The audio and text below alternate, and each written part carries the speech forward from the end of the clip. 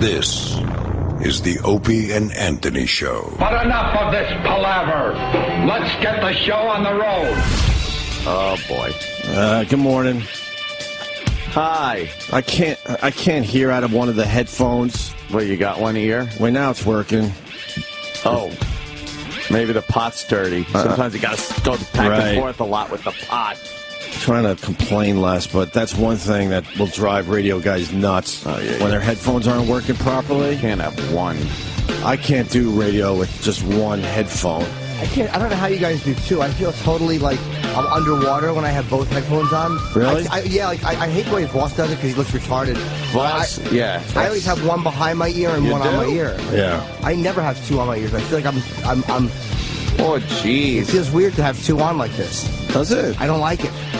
I like it a lot. It's like, you talk underwater when it just feels like you're underwater hearing something. I feel too surrounded by it. Oh. Well, I fixed it just in time. I was just panicking for the last 2 minutes.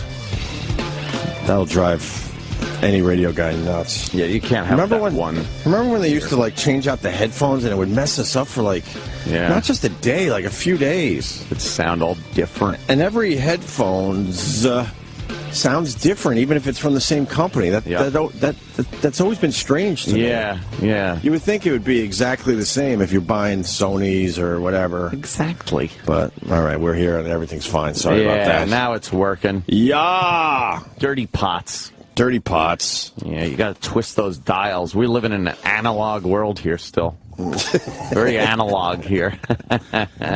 Yeah, just let everyone else pass us by. Right, no with problem. All your fun digital stuff. We'll just sit here with knobs. Satellite dials.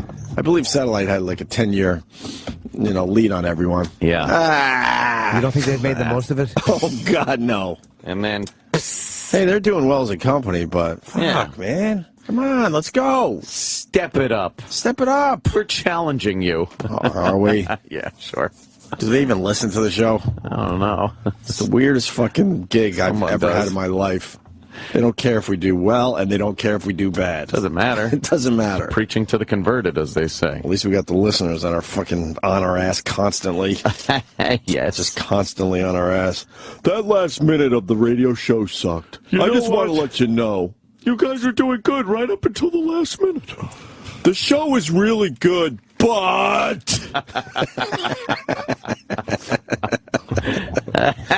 Oh, boy, do people enjoy a good butt. A good butt. When they're not complaining, when they're praising you. Yeah. Why does everything have to have the butt? Why can't it be, the show is really good today? Not, the show is really good today, but that one phone call you did. Yeah. Why do you have to insert something Right. Yeah. That's great. I don't understand it. I don't get it. What do you guys want to start with? Oh, man. There's a lot going on today. Yeah, there's stuff going on. I'm obsessed with this guy, and Opie, you told me that this was this guy who got shot in the head and lived in Long Island. That's pretty amazing. Leave me out of it. I don't know what it is. It's a guy who's called the Ohika Castle. Yeah, that's right in my neighborhood where it's in Huntington, right? That's what I thought of you. More or less, yeah, on the outskirts. I grew up very close to there, yeah. And he had a hitman fucking popped him in the head, like it was like an old school guy had a ski mask on and camera out and popped him in the head through his Mercedes, and the bullet. I guess this guy's a big, thick skull, and a fucking bullet didn't pierce his head. Right. And he's alive, and they said he was chatting in the fucking hospital the other day. And now he's worried that they're going to come back to finish the job. Yeah. Yeah, that's fucked up. Look, you think it's some, there might be some, might be some enemies that he has. Yeah, I don't. Let's name names. No, he's been affiliated with some politicians and stuff like that. Oh, right. He's given a lot of money to some political causes and stuff that prevented some people from zoning things. So there's that angle too. I don't go down that road. No, those guys don't play. The old dirt road. Those guys don't play, man. Nah. I might have worked, yeah. Well, not directly in that world, but on the outskirts of that world. Might have carried their bags. And I know that they don't play. That's all I'll say. With their shiny shoes. Fuck. Yeah. But as an assassin, it's got to bum you out that there's security cameras everywhere. Oh, yeah. Because they said they caught the thing on they caught parking lot surveillance camera captured the shoot.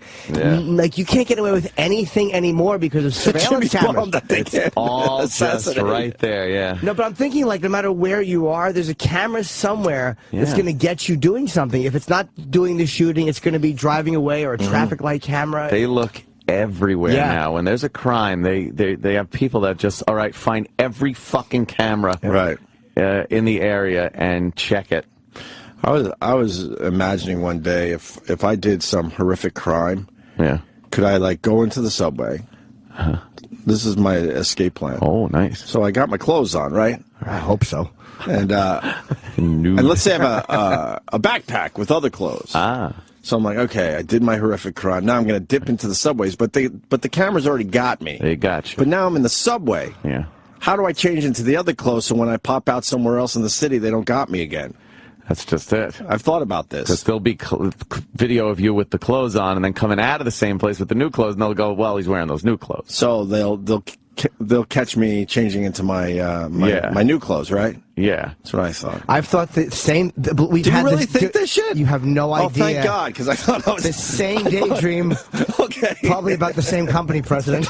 But no, like, what would I do? I'm like, well, can I jump into a Dunkin' Donuts bathroom or something? Like, no, they got cameras in there. Fuck. Cameras. So then you got to, like, attempt to, like, just change your clothes in public and hope no one sees you, but you got to find a place that doesn't have cameras. First which is almost impossible. Or in a cab. You do it in a cab. I've thought of doing it in a cab. Like, just not your pants, but, like, you just take off one and put on a brighter... Cab driver rats you out there. But he could, but he might not know what you were doing. You pay in cash. Well, how about you change your clothes in the back of the cab without him knowing it? You could do that. Yeah. Aren't there those cameras in the cab now, too? Oh, fuck, so you can't do that. In the front of the cab that takes your picture. So any subway you get on, they could catch you walking down any block on some security camera and then going into the subway and see where you came out. You do a crime, they see that on the street, they see which subway you go into. Yeah. So you're fucked to that point.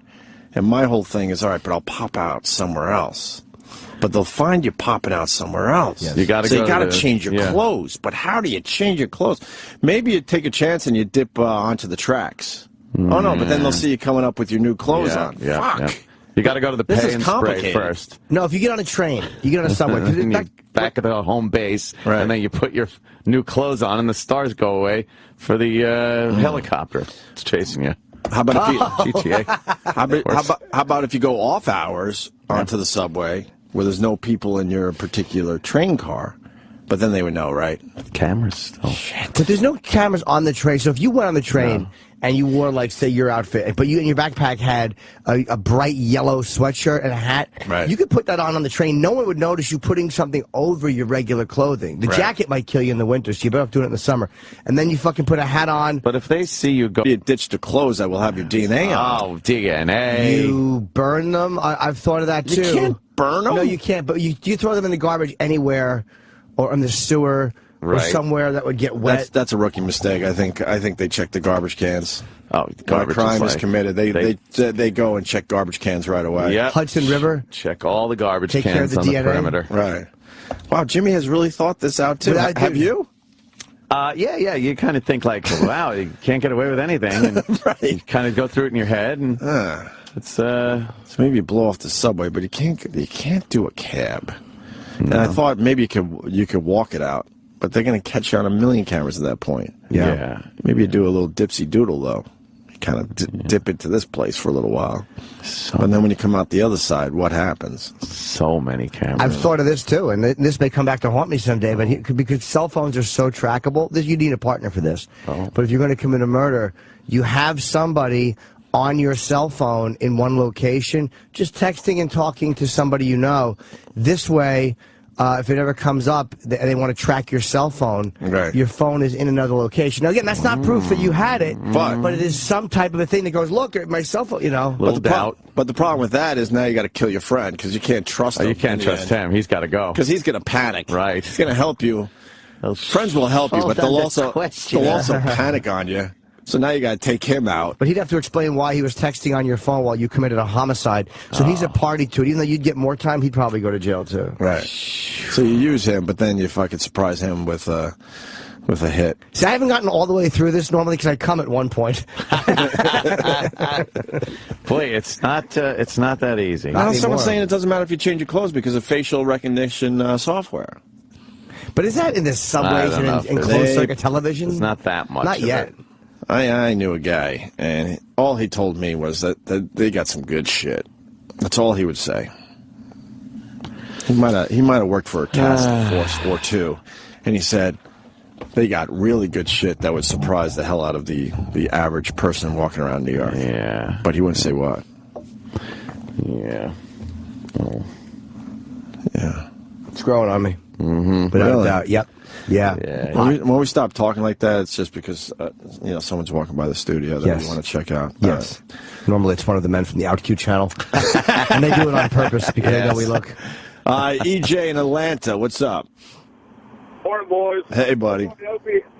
Unfortunately, I've thought about this several times myself. The best thing I come up with, start out shaved head with a wig, fake facial hair, 2 sets of clothing with the top clothing being Velcro. So you can just snatch it right off and dispose of it anywhere, then dispose of the like a male stripper. Facial hair. I like the Velcro angle, but I don't like the shaved head angle because that's very suspicious. Because that means you changed your look. Why'd you do that? Yeah, why did you shave your head? Well, I shaved my head because it all started falling out, so I just went ahead and shaved it all off. So you've established that look, though. You have to have that look for a while. Right, Bob Kelly could do it because he's been bald for years now. You can't just be bald and then a week later your wife is dead. Yes. Right, you walk out of your house and all of a sudden you're bald as you're checking your mailbox. Yeah. That might be a bit suspicious. Yeah. But I have cameras in my building, too, so I have to consider that as well, because living in the city here, you have so many more cameras. And I'm like, well, they could just subpoena my building cameras and say, well, what time did he leave the building in the elevators or through the lot? There's so many ways to get busted. Right. At every single step of a crime. I had cops come to my house to ask if they could look at my cameras because something happened down the block. Really? Yeah. And they looked at everybody's house, saw who had cameras, and they asked to look at the cameras. Wow. Yeah. Yeah, they don't fuck around, man. No. Let's say hi to Greg in D.C. Greg. Good morning, boys. Oh, God, I hate that. Me too. What's up, Greg? All right. Anyway, perfect way to commit a bank robbery. What you got to do is rubber cement on the fingers. You got to put the plastic fake bald head. Then you put on a rip-off tracksuit over the clothes that you're going to be wearing once you get done committing the robbery. See, yeah. You got to go fake. Cement on the fingers. You got to go fake bald head because that would throw people off. Because then when they arrest you to question you, they'll pull at your hair and go, "Wait, what the fuck? This guy was bald." Fake bald head, right? Fake bald head, but you put a hat over it. Right. You wear glasses, and then you have some. The rubber cement goes on your face and on your hands, so that none of the DNA comes off. This is a Columbo episode. Why rubber cement? And then rubber cement because you're not going to sweat through it. What? See, what do you mean when you jump in a cab after you get done robbing the bank and you go straight to a gym? You know what? You failed too. To a gym? Because if you're going to rob a bank, you're going to have some kind of gloves on because it's going to be pretty damn obvious you're robbing the bank. Yeah. So of course you have gloves on, but you have the rubber cement on under your gloves because if you wear plastic gloves, your fingerprints still go on them. Oh! I see what you're saying. Oh! You have a gym bag that you stuff all the stuff into. Yep. You have 2 gym bags in each bag. The first bag is the one everyone sees. You get in the cab. You take the first gym bag off the second gym bag. You stuff all 3 gym bags. You just. What do you think the cab driver's doing? Yeah, I know. The camera in the cab. In the front. By the way, that's fine. He can't see the floor. Where does the cab pick you up? Is it where all the squad cars are outside the bank in less than a minute? Yes. In New York City, you don't do this in New York City where the traffic's too heavy. You do it in a city where the traffic's slightly heavy, and you do it at a time when you've already checked out the bank and you've made sure when the police are not closest. You're in for 30 seconds and out. That's it. This isn't someone trying to make millions. It's just a bunch of bored guys like yourselves who are trying to make a little extra fun. That's funny. All right, there you go. Thank you, Greg. Isn't it funny how I thought I was the only one that did this. No. It makes me very happy that this is something other people talk about. But isn't it funny how transparent heads. other people's crime? Like, I walk through my own, I'm like, that's pretty good, pretty good. But then when you hear somebody else describe it, you're like, here's where you're going to get busted, dumbbell. And in 30 seconds, they're caught. There was a Twilight Zone episode where some guy at the bank, all of a sudden, he was able to hear people's thoughts. And he ratted out this old guy at the bank because he heard his thoughts. And he's like, I'll take the money, and then I'm going to hop on a plane, and I'm going to go down to South America and stuff. And the guy's like, fuck. So he ratted him out. The guy's like, it turned out he fantasizes about that every day for 30 years that he's been working at the bank. Every day he just goes, okay, I'll steal the money, I'll do it. But he never does it. Right. But then he was like, how did you know that I was doing this? Oh, my God. It was a good one. I got to start watching more Twilight Zones. I love them Twilight Zones. Bill in Georgia. Bill? Hello, Bill. Good morning, boys. Hey. Opie, might I remind you, you are a multi-millionaire. Whoa. You don't have to commit crimes. Damn, I got to go check my bank statement. Oh. Damn, nice. Thanks, Bill. All right. We got a guy that actually pulled off a crime. Oh, really? He's calling from jail. Yeah, so why was he wearing a crime? Fuck. He got scared. He hung up. Ah, see? He said that he used a Big Bird costume to pull off a Big Bird costume? It just said to pull off a crime. Well, I think the best time to rob a bank is Halloween, obviously. Right. You could dress like anything, and you could go out, and all of a sudden, you pick a very popular costume. Right. And you do it that way. We got an FBI guy on the line. Oh, really? Tim Monahan. Tim.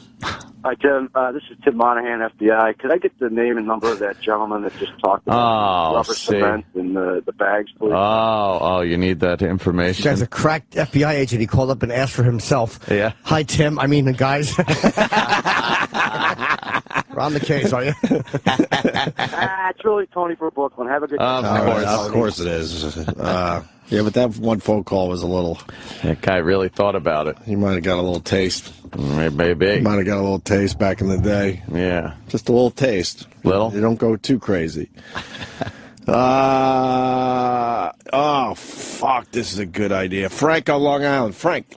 Hey, guys, I got the perfect way to do it. You wear a fat suit, and you wear shoes with lifts in it, so you look like you're taller and fatter than you really are. You dump into the subway, you get out that tunnel, you take off the fat suit, take off the lifts. When you come out the other end, you're wearing the uniform of a subway worker, and you look perfect like you belong there. That's true, and then they're all hunting for the guy in Scarface who got on stage, got shot. The big fat thing, whatever his name was. That fucking awful thing. Terrible show that was. Yes, horrible. Like a fat guy, but now you're not a fat guy. But as soon as they find the fat suit somewhere down below in the subway system, then they know. There's 1,000 places to put things in the subway tunnel they never find. Grates, things. The tunnel. Grates? I think they check grates. They check. Yeah, but. They check garbage pails and grates. Then you put it in your backpack and you take it with you and you dump it later on. Here's a video of him jumping off of the platform, running down the tunnel. Here it is. With what looks like a fat suit in We his need hand. your help. Obviously, he's wearing a fat suit. Because here's a video of him coming back out skinny. Hey, I didn't say I had a perp. That's why I'm working. I haven't The figured cameras it out all are the way out, but the fat suit and the height would work. I kind of like the fat suit idea with the lips. That'll throw them off for a little bit. It'll give you a little time to get out of the state. You put the balls, the facial hair, and if you really want to get crazy, a little shoe polish, change the color a little bit. Yeah, the one guy fucked up by saying, bald head with the wig. You got to go fake bald head. Yeah. Right, fake bald head. Right. You put a little spray tan on, something like that, so you look a little different. Then all of a sudden you'll have some self-esteem and you won't need to go out and rob a bank. You'll be like, let me go out and meet someone. I'll look great. Or you just become a radio show host. You get $1 million. There you go. Really?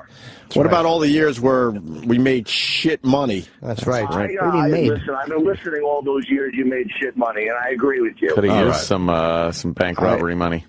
Because the BAB days when you made nothing going to the park bench for happy hour. Oh, fuck. The park Did bench. I give you a bumper sticker at the park bench? I probably did. I hope so. You gave me a stack to cover my pickup truck with. Oh, right on. All right, brother. You've been with us a long time. Thanks, Frank. It was a long time. Thanks a lot, guys. Frank. Let's say hi to Daniel in Korea. Oh, the Korean dude's calling. Oh. What's up, brother? Morning, boy. Hey. Morning. Hey, a good way to get away with murder. One, you got to do it on your feet. You can't be in your vehicle because they'll pull your Easy Pass record to see what tollway you were on. Who's going to use an Easy Pass when you're robbing a bank? Yeah, everyone knows that. Don't use you can't jump in your car and go through a toll. Yeah, it's just like divorce proceedings. They'll pull that shit real quick. Yeah, we're going to do it like American Psycho. Find some random bum and just fucking kill him. Walk away. Well, that's just...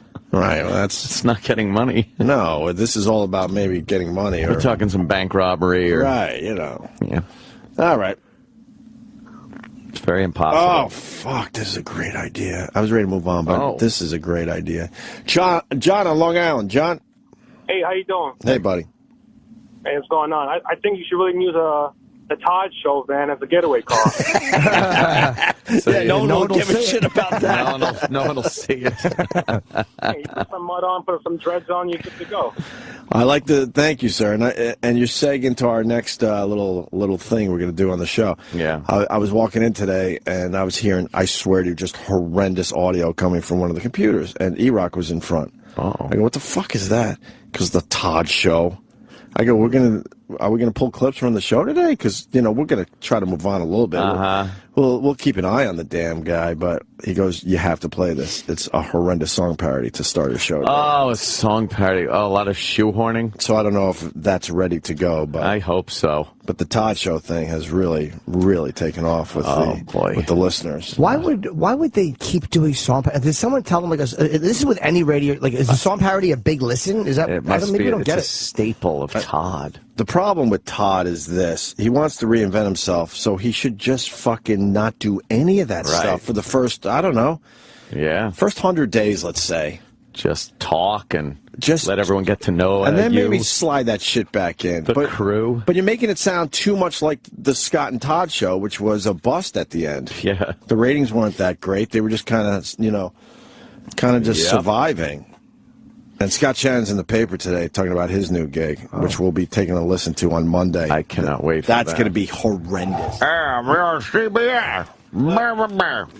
But he's pretty much hinting that, that there's bad blood between him and it's so obvious. You don't think it's going to be a good show? Oh, it's going to be horrendous. Because he just can't do it anymore. I want to know who his little sidekick's going to be. Gotta have somebody besides the weather guys. Fuck, where is it? So I don't know. I read this shit and then I don't know what paper was in. I don't know if he'll be as bad as they were. If he's now the lead again, just talking. He's not going to just talk. I bet you his mic time will be very, very short. Very minimal. Very minimal, yes. If he's just throwing us songs, will it be as bad? Yeah. He'll just be introing songs in and out, do a little weather, do a little traffic, and that's it. But it's going to be terrible. It's going to be horrendous. Yeah. I think it's in the other paper. I predict awfulness. Anyone have the other paper? I don't know which one you have. Papers. Get the papers. The Post? Yeah. I got the Post. The Post. No, it's called the Post, not the Post. One of the greatest murder weapons would be an icicle. I've heard about that. Yeah, but then you have a bunch of water with blood in it. You drink it when you're done with it.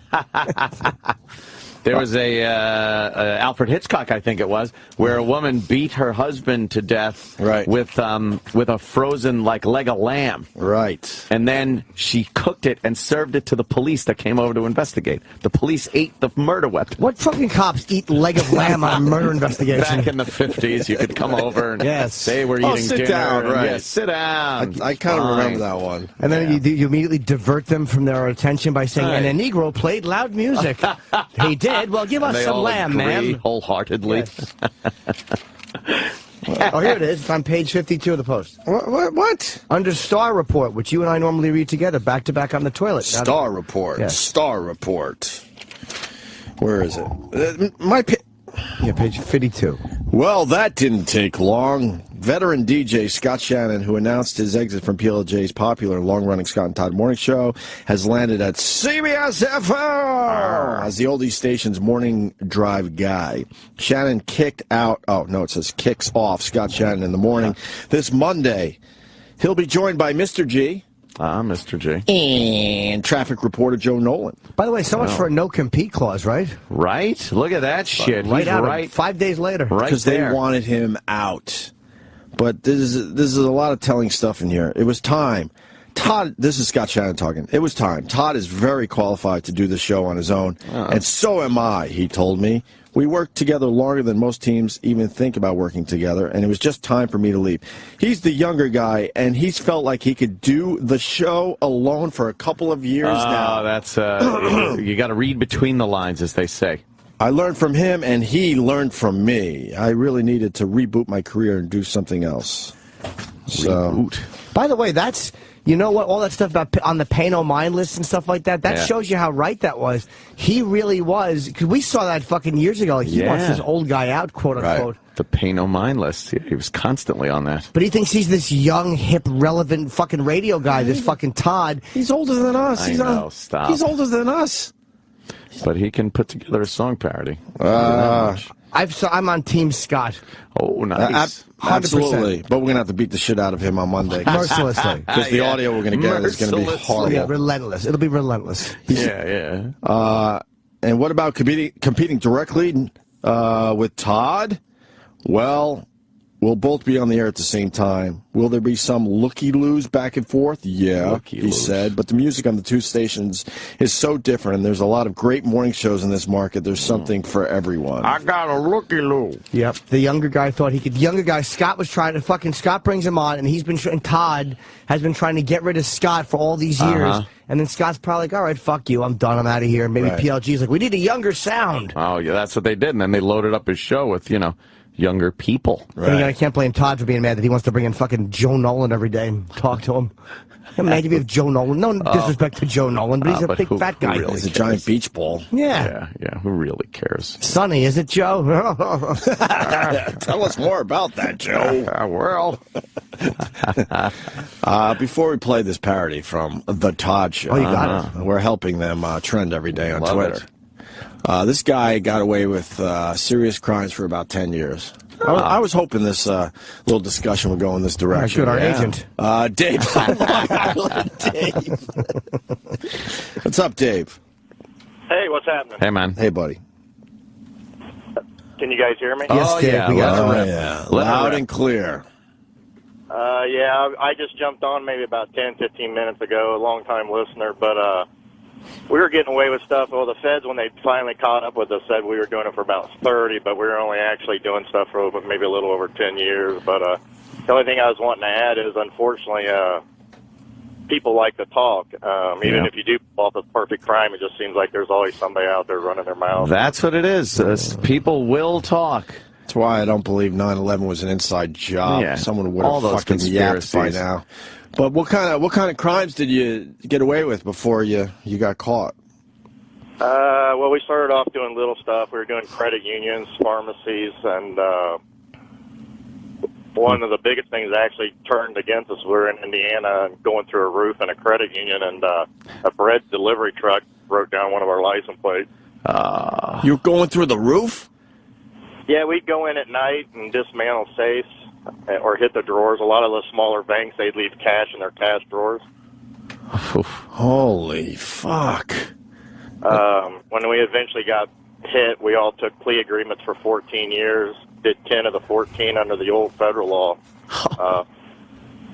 They weren't considered armed robbery because we never did do anything during daylight or business hours. So you were those criminals like in the movies that people like them because they don't do anything. Yeah, you're going through the roof at night. Yeah, but isn't it amazing? This guy did 10 years for that, and you can molest a kid and be with and be out in 5 or 7 years. It's crazy. So the bread truck guys got you. That was the one that got you, huh? Well, I think they knew for a long time. I think that was just one of the pieces they needed. But under our discovery packet, there was a lot of people that were talking for years and years and years. Whenever somebody in our neighborhood where we grew up, somebody gets hit with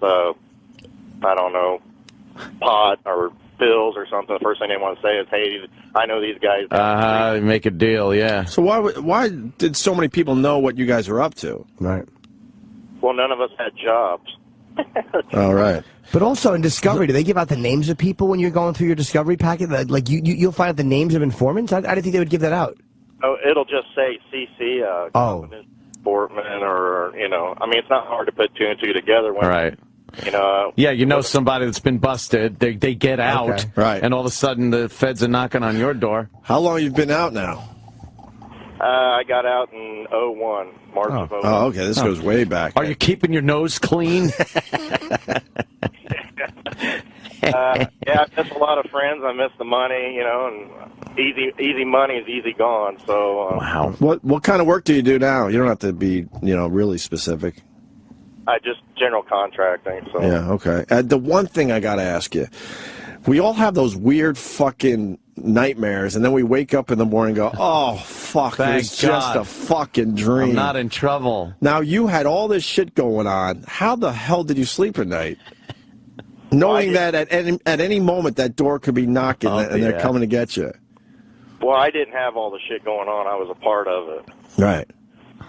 Yeah, but still, you have to think, At some point they came for you. Right, right. Yeah, but I mean, when you're young, it's easy to sleep when you got a new Corvette or a new Harley. Oh, shit. It's got to live in large. A pink Cadillac. That's in my wife's name. Yeah, it's my wife's name. What's the matter with you? What's the matter with you? Sorry. Was it a relief that when you got caught in a weird way, or not really? It was for me because I knew what was going on, and it wasn't, didn't take long to figure out what's going on. I took off and ran for 6 months. Ooh, on the lam. Ended up getting caught, of course. I got pulled over in a beat-up pickup truck with a vet tag on it. So, But you were on the lam for 6 months. That's pretty impressive. That doesn't seem like an easy thing to do. Like, how do you get money and stuff? Just work, construction, cash. Wow. What, did they pull you over and you had, warrants? Yeah, pulled over and... What were you doing when you got pulled over? Something stupid? Oh, yeah, I was speeding. Oh, dude. These guys always do this. Yeah. All those shows I watch, it's 10 and always 2, something 10 stupid. and 2. Drive like a human for fucking... You gotta. Warrants. You're on the lam. You're on the lam. You gotta drive nice. So you get pulled over for speeding, then they run your tags, and that was it. Fuck. That's the fuck you to do, right? I thought we could take care of it right here in Brainerd. Right. Somebody had a great idea on how to not get caught. Somebody said, just put on blackface, and then the news won't put out a concise description. Yeah, I was just wanting to holler at you, and... All right. Well, thanks for sharing. This is pretty wild. It always seems like you got a perfect crime, and there's always some little motherfucker with his mouth open somewhere, So. Right, that's why you got to do it all by yourself. Thank you, Dave. All right, like you guys. I appreciate all you guys doing. Thank you, brother. All right. Thank God you like us. Yeah, that's we want you guys on our side. He's all reformed, apparently. Right. Thanks, Dave. Sounds like more of the same to me. That's got to be... but you get caught speeding. Speeding. What I would never speed again. Oh, I'd be the greatest driver ever. Imagine that. You're like, I have warrants out. I'm fucking on the lam. But I guess after a while, you're like, you know what? I think I'm all right. I think I'm all right. I think I'm good. I'm all right. I think I'm good. Speeding. It's always something stupid. Right. When they pick up those guys, you watch episodes of cops and stuff, and they pick up the guys with fucking coke in their trunk. Mm-hmm. It's always like, hey, you didn't signal, right? Or you were speeding or something. It's always like, what the fuck are you thinking with a trunk full of coke? Well, how did they get Son of Sam again? Was it parking tickets? Yeah, he had a parking ticket, and while he was committing one of the murders. Why wouldn't you pay those off? Well, just the fact that it had happened. It wasn't necessarily unpaid, but it was the fact that it had been issued while he was doing that. Right. So even if it was paid, they had a record that it was issued. Yeah. That's some amazing... But so he parked illegally? It might have been a hydrant or too close to a hydrant. It might not have been something so obvious. Who knows? That's lazy. I know. This is before computers and all this. Before cameras everywhere, before computers. That's lazy. You got school cop work. You got to just keep driving around the blocks until someone pulls out. Yeah. Somebody. He probably saw some couple making out though. Right. He's like, "Oh, I have to kill them." Making out. Making out. That was in my head a little yesterday. Yeah. That a little and bit. Get over it. Yeah, that was the one that I had all day. I had a little get over it in my head too. Yeah, but making out was really like. That was the number one. What about Valkyrie? No, that one didn't get me. Instantly went out of my head. Yeah. The least catchy tune ever written. Making out got me, and boy, get over it. Was a lot. Yeah, you too. Get over it. Who else got caught traffic-wise? Randy Kraft was a serial killer. A lot of people don't know. Brutal. I think he was He would smother people with cheese slices. There was a book about him, and I think he got pulled over with a body in the car or a dead Marine in the car or something.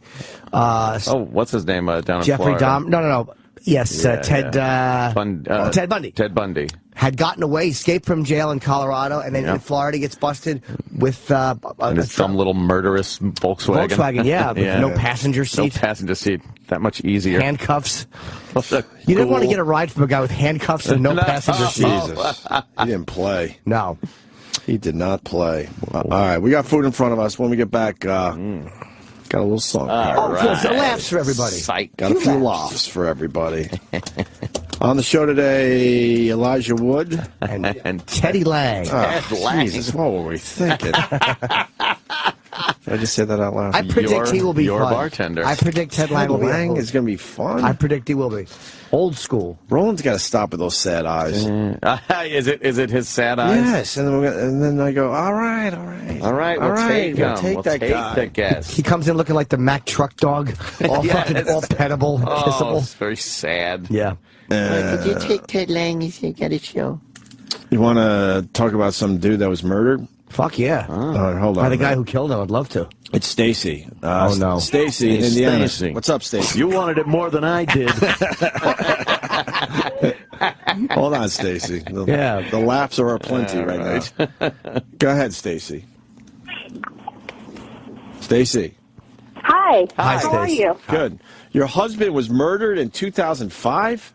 Yeah, he was a jailer out of Bloomington, Indiana, and he was driving home, and this guy had been in the jail for about 6 months. Oh, man. And he had an AR-15 on a bipod. My husband was driving a big truck, getting off work, and the guy shot him in the back of the head. My husband didn't even know it. Now, so this guy obviously had a thing for your, like a vendetta against your husband for what happened, right? Yeah, that is exactly right. You can look it up on the internet. And the guy was talking about, they're called redactions.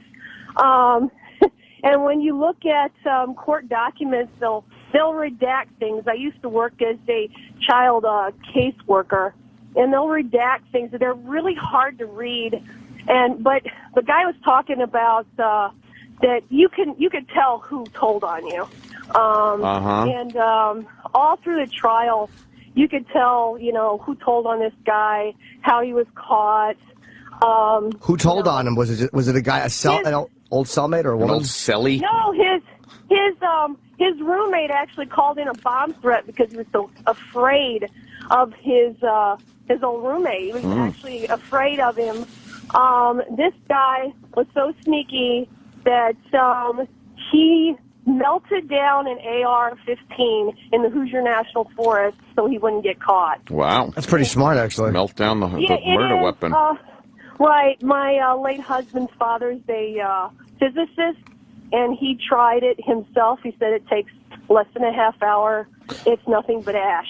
Wow. Nothing but ash. So your husband felt nothing, though? Pardon? Your husband had no pain at all, right? It was just probably like he just went... No, that's my saving grace. He felt nothing, they said. You sound... You sound a little cheery. Yes. It's bothering me. No! You hear that, right, Jenny? My son and I listen to you every morning when I'm on work. Oh, thank you. Seems like it was a while ago, too, You move on. Have you found... It's been 9 years, and I'm with this great guy. Oh. Great. Yeah. I've moved on. Wow. My husband is in heaven. I believe in the afterlife. Heaven. People don't. Yeah, and he's looking down on us. We had one great little guy. And the guy that told on him said that if I had not gone on TV and radio and asked them to find this asshole, that he wouldn't have told. Wow. He said that in open court. My son, who was 8 years old at the time of the sentencing hearing, called him a coward. Oh. Pointed at him. Yeah, I've got a great kid. Damn. He's just like his dad. Yeah. Wow, Jesus. No, you guys are great. I've always wanted to talk to Jimmy and Anthony. Yeah. Oh, I love. Yeah, and Opie too. But so. It's all good. Wow, Yeah. that's a hell of a story. Exactly. All right, Stacy. Thank you. I don't really know what to Have a say great about day. that. But thanks Knowing here for. in Indiana, we're freezing our asses off at -8. Right. Jesus. All right. Same size my penis is. -8. Well, you guys have a great day. Yeah, you You too, too. Stacy. Bye, Stacey. All right. Bye. Goodbye. Yeah. Jesus. Sounds like nice. a bunch of bullshit to me. That's a nice story. Yeah. Holy fuckaroni. That's the way to go. If you're going to get shot, back of the head. Mm-hmm. Keep that in mind, Travis. Hello, this is Ricky Gervais. They're a big 90s band, right? Oh. Yeah. No, I mean, I know who they are, but I would say so. Yeah. Are they still together or no? I don't know. Sort of. Sort of? Yeah. Billy's still doing Smashing Pumpkins. Yeah. Corgan Get smashing over it! Yeah. With the @Billy name on fucking Twitter. Think how many people wanted remember. that one. It must have been a fan who got it, right? He was the one that Yeah, got maybe. it. That's pretty impressive. Yeah. Well, I asked Robert Rodriguez yesterday, how did he just get Rodriguez? Like, sometimes, like a fan got me, A Jim lot of Norton. Rodriguez. Yeah. So sometimes someone who likes you will save it. Yeah. Is this the game What? show? Yeah. That Ted Lange is on? We're only 2.5 hours away from Ted Lange. People, I wouldn't go anywhere. From Ted Lange. Can we see? Oh, that was him? Make it bigger. I can't see Ted Lange. That was Ted. So he does the little point at you from behind the bar. He's the show's bartender. What? Yeah. What are we doing? Oh boy, there he is. He's the bartender on the show. Your bartender. Wait, it's not his TV show? No. No. He's just the bartender on a shitty TV show? Oh, jeez. He's the bar. No. On What's this the name of TV, this show? It's called Mind of a Man. Mind of a Man. It's on the Game Show Network. The Game Show Network. It is? All right, Game Show Network. Mind of a Man. GSN. Each episode will feature 2 women answering questions previously asked and answered by a survey of 100 men. During the 3 rounds, contestants will try to determine correct answers with the help of participating celebrities. I thought he was the host of the show. That's what I thought. No, he's the bartender. So what does he do? Gives you the pointers. He points at you like, "Hey!" And then like what did he used to say? Did he say anything on Love Boat? Did he have a catchphrase, or did he just point? I think he just pointed. That's what he does on the show, then. Isaac, your bartender. Right. Now he's Ted Lange, your bartender. Yeah. What? Yeah, Ted Lange is the bartender on the show Mind of a Man on the GSN. His bio's a little light. Is it a little thin? Doing my research right now. He once bought Gene Kelly a drink in Hong Kong. What? Anthony. Oh, In what? Hong Kong? In Hong Kong. Gene Kelly Gene Kelly a drink in Hong Kong. bought him a drink in Hong Kong. That's What's right. Gene Kelly doing in Hong Kong? He may have been there to watch a sporting event. What? I know that Hong Kong does host a few things. What kind of sports does Hong Kong? Well, there was one big event one time apparently. Mm-hmm. King Kong was over there. King Kong. King Kong went to Hong Kong. Yeah, he was Wow. there. For the sporting event? Or? Yeah, it was to play ping pong. Yeah. And it was very unique the way he played. He used his ding dong. No way. Yes, I swear to you. You want to learn more about Ted Lange? I certainly do. His finger thing towards the camera. Yeah. That was an ad lib, everyone. Wow. He just decided to do that one day in the Love Boat, and they liked it. You're kidding me. Famous. That was an ad lib. What was the finger thing towards the boat? I don't remember. He would do like They used to do the credits. right. Inside the little wheel, inside the little ship wheel. Oh, right. And it would be Isaac, your bartender. Right. Because it was like your, purser yeoman, your this cruise director thing. And he would go, give you a little point in, hey, I'm here for you. If you hear me say yuck really loud, that's no. because Ted Lange did that to us. Oh, no. Later on this morning? Yes. He's going to do it right away. I bet the second he walks in the door, here it is. The second that door opens, Make we sure go, you film him. Hey, Ted Lange. Make sure He's you going to film go, hey, he's I'm going to go, yuck. Oh, God. Oh, God. He appeared in 250 episodes of The Love Boat. How many episodes were there of that fucking show? Like 250. Probably You 250. thought there was only 200? He just did 50 more on spec? He directed 12. and wrote 5. Wow. They throw him bones after a while, yeah. No, he wrote that. I'm sorry, he wrote the famous. Remember the episode where Gavin McLeod got his ass eaten? Captain Steuben got his ass eaten. The ship ran aground because he wasn't where he was supposed to be. Ginger Rogers once told him he was a wonderful actor. Ginger Rogers was on the Love Boat, I bet, right? According to IMDb, he won the Renaissance Man Theater Award from the NAACP. All right. And he directed 1 episode of Fantasy Island. Oh, wow. The pillow on the chest one. Oh, God. Yes. It was Mr. Rourke's fantasy. Yeah. Some midget he knew would fucking blow his chest out through a pillow. Ouch, it hurts. Is that the intro? And then there was... when does the bio start? Oh, see. And then there was the time... What else did he do? Where's the other sheet for Ted Lange? I am double check. Yes. Where is the other? That is the complete Ted Lange bio. So basically, he hasn't done anything of significance since the Love Boat. Well, when you're typecast as the bartender on a cruise ship, it's very hard to get work. But now he's the bartender again on a really bad game show for the Game Show Network. I have an interview from 2011. Oh, you do? I mean, should we do some research on the air? Maybe yes, we can please. learn from this. Because you are supposed to watch older interviews with your guests, so you can gauge their personality. Yeah. All right, so this is actually from... Okay, so it's not like... I mean, the Opie and Anthony show is a big media destination. Thanks for saying it, Sam, because if we said it, we would look like assholes. Right. Only big media destinations like the Opie and Anthony show and the Thunder Valley Resort get to interview Ted Lange. What is... It's a casino and resort. Okay. All right. Why are you halfway through the interview? This was all intro. What? Oh, wait, no, I got a third of the... Oh, no. Oh, good time. Oh, no. He's... God. I guess I shouldn't skip that. Oh, no. And who's that guy? That looks like a wrestler. That's the host? Yeah, he's the host. Okay. Like Penn Jillette. Just play this. Come on. Ted Lange, Thunder Valley says thank you very much for coming on. Is his name Ted Lange? Pleasure. Is it? I am not calling him I have Ted never Lange. heard him called anything but Ted Lange. It's Ted Lange? It might be Ted Lange. You know what? I'm saying Ted Lange. There's an E at the end. So So you call him Ted Lange, and then we know either for your interview or this interview he didn't correct somebody mispronouncing his name. Yeah. Teddy! Ted Lange. Having a wonderful time and happy to be here. And you know what? After this, I'm going to go out there, make some money. Hey, that's Tony Dow from machines, Leave It to Beaver. Well, That's isn't it Wally. amazing that so many people love Boat? They ask you a ton of questions up here. What's the most common question that they ask you, Ted? The most common question was how to make a margarita. Yeah. Fuck yeah! He's incorrigible. Get zooted.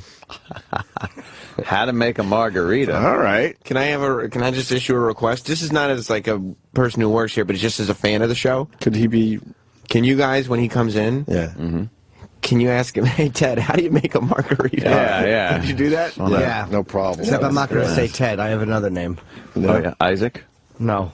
Uh-oh. 15-yard penalty? No. Okay. All right, I got my first question.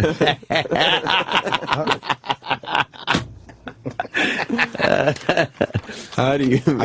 I think we could get him for the next Super Show to be like the bartender in the corner. The bartender at the Super Show? Yes. And I say, lots of tequila. You can't go wrong. How can you go wrong? There you go. How many episodes you guys did? 10? Was it 10 or 11 years? How many years? 10 years. 10 years we did 10 years. And did they ever do a resurrection show or anything like that? Yeah, we did. Actually, yeah, we did. Maybe about 4 years later, we did a reunion show. And then another 5 years, they did a Love Boat, The New Wave. And then they brought us all back for that. Nice. Yeah, it was nice. And then I directed Could a you couple pause of that? those with Bob Ure. At this point, I'd like to jump in and go, Ted, enough about the boat. Right. Well, there's got to be something else. It's all about the Love Boat. That's it. I'm sure Sal will be running in page 2 of the bio. Yes, he's right now fucking ironing on his new hipster beard. All right. Remember Bob? You're Of course, man. great guy. We did a Vegas together. Did you? Yeah.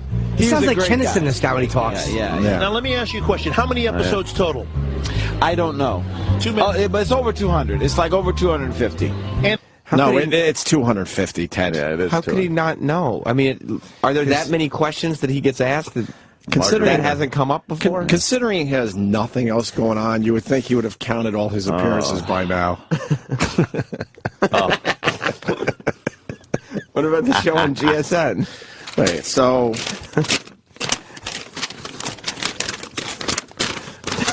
Nothing. This is it. And when you came up with the finger thing. Oh, that was an ad. Whose idea was that? No, ad lib. Yeah. Ad lib. I mean, we're doing, you're on camera, the guy says, smile into the lens. All right, here, rewind. I know how I'm going to say. I'm going to respond to that. I want someone to ask you. Let's just pretend that. Let's make believe we don't know, and we'll ask him about it. Okay. Okay. I think I know how I'm going to respond. Go ahead, try that again. Let's hear him say that. The question? Yeah, and then his answer. Okay. I just want to make sure. I want to practice my response to him. Okay. When you came up with the finger thing.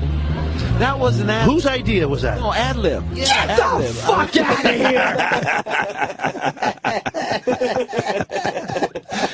Chris in New York goes, are you talking about the guy from Love Boat? But yes, hold on a minute. I think we're... Chris. Opie. Yeah. What's up? How are you guys? Hey. Listen, it is Lange. I think he's got the E at the end. Yes, he does. Yes, he does. So it's Lange. Don't you guys do any research for Christ's sake? Well, we're trying. But Yeah, you're trying. let me give you this but. I feel like I've heard his name... Ted Lange forever. Yeah, forever. Lange. I've heard it before. He used... Well, then you get in here and Lange fucking is interview familiar. him. Well, you're You want close. from Come us. on by Yeah. and you can interview Ted Lange. You interview him. You're a big fucking fan. Ted Lange. Ted Lange. All right, Chris. Thank you. Keep going there, Enough for Sam. you. Yeah, it's like, does the I've show heard do any... Ted Lange my Ted entire Lange. life, and I'm going to start the interview by saying that. I'll tell you, Let the him son of a correct bitch us. looks good. He's got gray hair, but he looks fucking the same as he looked 30 years ago. Of course, he has no stress or pressure. Don't crack. What do you mean? He just sits around. Talks about his pointing. Pointing. His famous point. That's what he's famous for. All right. All right, let's be practice that again. I don't want to curse. Wait, what are we doing? Going backwards? Yeah, exactly. I hear that we're cursing too much on okay. these, so I don't want that. All right, here we go. No. But it's over 200. It's like over 250. And when you came up with the finger thing. That was an ad. Whose idea was that? No, ad lib. What? What? Oh, come on, no, come on. Please do that. Please do that. Because we'll ask him. Okay. He's going to fall right into our trap. Of course. We will ask him about that, and he will go, that was an ad lib. And then Jimmy can... Am I allowed to... Can I ask the margarita question? Oh, yeah. All right, Please good. do. All Please right. do. Let's see what else is going on here. I have so much to ask him. I don't even fucking... All right. Ad lib. I mean, we're doing... Scrambling. You're on camera. The guy says, smile into the lens. All right, hold on a second. So, wait, the guy says smile, so you know you're going to smile. But isn't there a little part of you that knows there's something else I could do here? Go.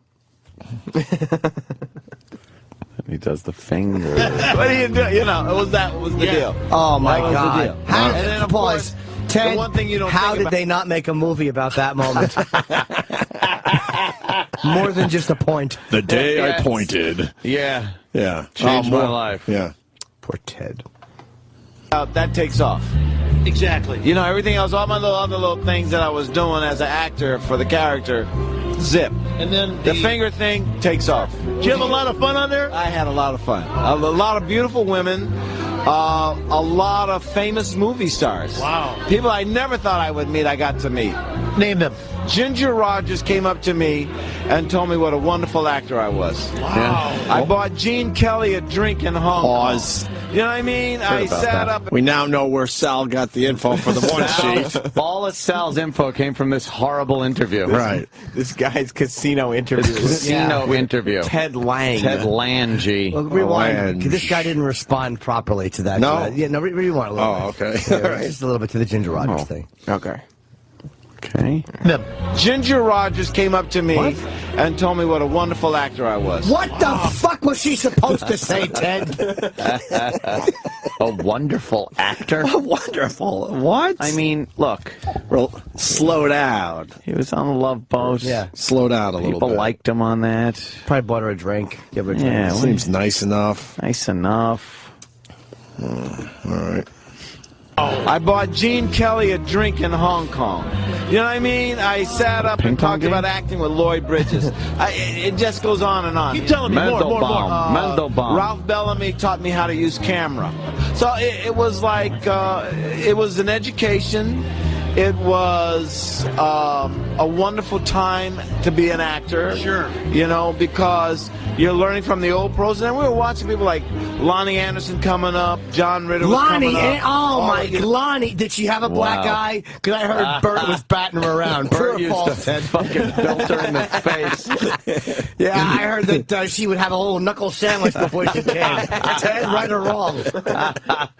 Elbow. Elbow, come on, Ted. I heard that, man. I heard Bert straighten that lippy bitch right out. Bert's fist cruising into her eyes, see? Tie in the whole boat thing. That's right. You did the whole point thing. He did the whole point thing with his fist right to her eye socket. Right or wrong, Ted? Right or wrong, Ted? Comment. Ted, comment. What do you got on that? Point. Yeah.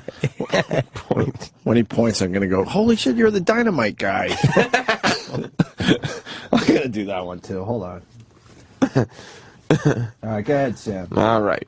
You know, all of the young and up-and-coming stars, Tom Hanks, Martin Short, all those guys came through. Lorenzo Lamas. Right. On their way to doing their deal, yeah. Tell me about Zsa Zsa Gabor. Zsa Zsa Gabor was a wonderful... Speaking of bore. A lot of fun. The one that was... Of course she was wrong. Let me ask him a question, Ava. though, Ted. Was this before or after she began having parts lopped off and thrown in the hamper? I understand she's down to an ankle and two nose hairs. Ted, what do you got on that? Still alive. Oh, man. Unbelievable. She really is. She's fucking the hand from the Addams Family. She's going to be buried in a hat box. She's playing Thing. Yeah, she's Thing. They just, ask her a question, she snaps out a response. Oh, yeah. All right. Ava Gabor, Green Acres, Ava Gabor was really nasty, but she pretended like she didn't know what she was saying when she was being really nasty. But she would say, double entendres came out of Ava Gabor. Wait, Zsa Zsa man, is the one that's falling she's apart. Gorgeous. Right. She was Ava's stuck. the sister. Right. She Ted was will on correct Green me, though. Acres. That'll be good fodder. Right. Go to Zsa Zsa's that one. But he asked about Zsa Zsa, and he's talking about Ava. The interviewer asked Ava. about Zsa Zsa. I already know what I'd ask. Go back a little bit. See, we missed something here. We did. Yes, watch. Oh, all right. What topic do you want me to tackle? Right when he said she's really nasty. Oh, okay, cool. But she would say, double entendre. Right. Oh, boy, Samuel. No, you're right. Sam, you bum. You're right. Or was really nasty. Oh, no. She N-word a lot, huh? I've heard that about her. Tremendous racist. Really mean. They're showing a But bunch she of pretended clips. like she didn't know what she was saying when she was being really nasty. But she would say, double entendres came out of Ava Gabor. No kidding. Oh, man. And she's gorgeous. She was stunningly beautiful. She's all right. She was stunningly beautiful. Yes. And she'd say these nasty little things to you. Like what? And you go, yeah. And then she'd smile and walk away. Yeah. The Rat Pack, any of the guys in the Rat Pack on the show? No, but Junior was. Any of the guys from the Rat Pack on the show? The guy does sound like Kinnison. Yeah. Hopefully he has the same driving habits. Sammy and Dean Martin, nobody. Sammy wanted to do the show, and I would bump into him periodically. Whites only boat. And he was always talking about and he of was course, going to be on Sammy the show. was bumped into you. You didn't bump into him. It was the one side every time you turned a corner. You had a blind sign, Ted. Sammy would bump into me, and he'd say, "Move it, man. Get out of my way." I wanted to do an episode where he was chained in the bilge. Wow.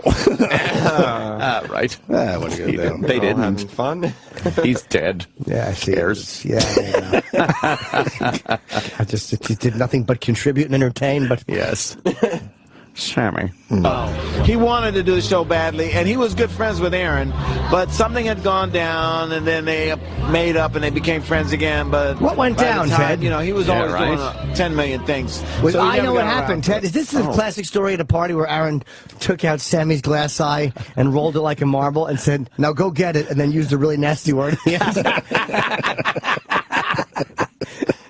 Classic story. Yeah. Pick your stinky fake eye up off the rug, you, and then use the bad word. 10 million things. So he never got around to it. No. Never got around to it. Well, Thunder Valley thanks you. We're going to take this out. I'm going to let you do your finger thing, okay? Your finger thing. He diddles his bunghole with it. Exactly. Put the other one in his piss hole. Thunder Valley. Jesus, that guy don't play. No. All right, that was... Open the door with his fucking head. He's hitting all the media destinations. Yeah. Thunder Valley. When was that interview done? 2011. Wow. Right. Good thing it's there. So, you know, Sal could get all the info. No kidding. We're only just over 2 hours away from Oh, my gosh. Ted Lange. I'll say good for Sal, though, for actually watching an Ted interview and Lange. getting some information. Yeah. I say good job by Sal. I'm going Ted Lange. Fuck it. There's a 42-minute interview. That's with him okay, Sam. online. That's all right. What about I want to see what he does on the new show, though. For a solid 2. Yeah, watch the Yeah. 42-minute interview be really different. Yeah. Like, so, Ted, you were brought up on rape charges. Damn motherfucking right. It's just a crazy interview. Michio Kaku's on MSNBC this morning. Yeah. He has officially blown us off? No, we didn't try to get him, did we? I don't know. I think we should always get Future of the mind. String theory. It says that your shoes tied that. Picture your shoelaces like little cookie people. Right. People. You remember when Neil Tyson was in here? Neil the Great? How great that He was amazing. Because he was so much smarter than we were, but he explained it in a way that wasn't totally retarded. Not like a ridiculous... We got to get him back. Yeah, he's coming back. Michio Kaku. Meet you, Opie, from Opie and Anthony. Just wanted to say hi. I mean, it did our show a bunch. I thought, I thought I could say hi without you running away scared. Hi, I've interviewed you and I live in the building. Who are you? I've never seen or talked to you before in media. Caredy cat. Jesus Christ, you skittish. He's only 25 years old, you know. Oh, he looks a lot older. His hair's That stress, his hair's gray all hair, white. yeah, scared all the time. Always petrified. Oh, he's a frightened man. And walks really fast out there on the streets. Extremely fast. So I have an amazing bit of trivia, by the way. You do? Amazing. Yeah. I didn't think, I thought it was crap until I looked it up. Someone on Twitter put me onto this. I want to hear it. We were talking about Ted Bundy. Blondie, Deborah Harry, got in the car with him in New York. No. And thought he was going to, and got out in the early 70s. Wow. How do you know that's true? Because I looked it up online, and it's her story. Blondie's Debbie Harry claims serial killer Ted Bundy lured her in the car. And she said, in an interview, she told how Bundy spotted her from his car in the early morning hours as she walked across town in New York. He persisted in offering her a lift, and because there were no cabs available, she finally got in the small car. Her instinct, however, saved her life because she noticed there were no door handles and the car interior was stripped bare. Wow. She somehow managed to put her hand through the window, because I guess it was cracked, she said, and opened the door from the outside and jumped from the moving vehicle. Damn. She only learned later that the smelly driver, because she said he smelled terrible, was Ted Bundy.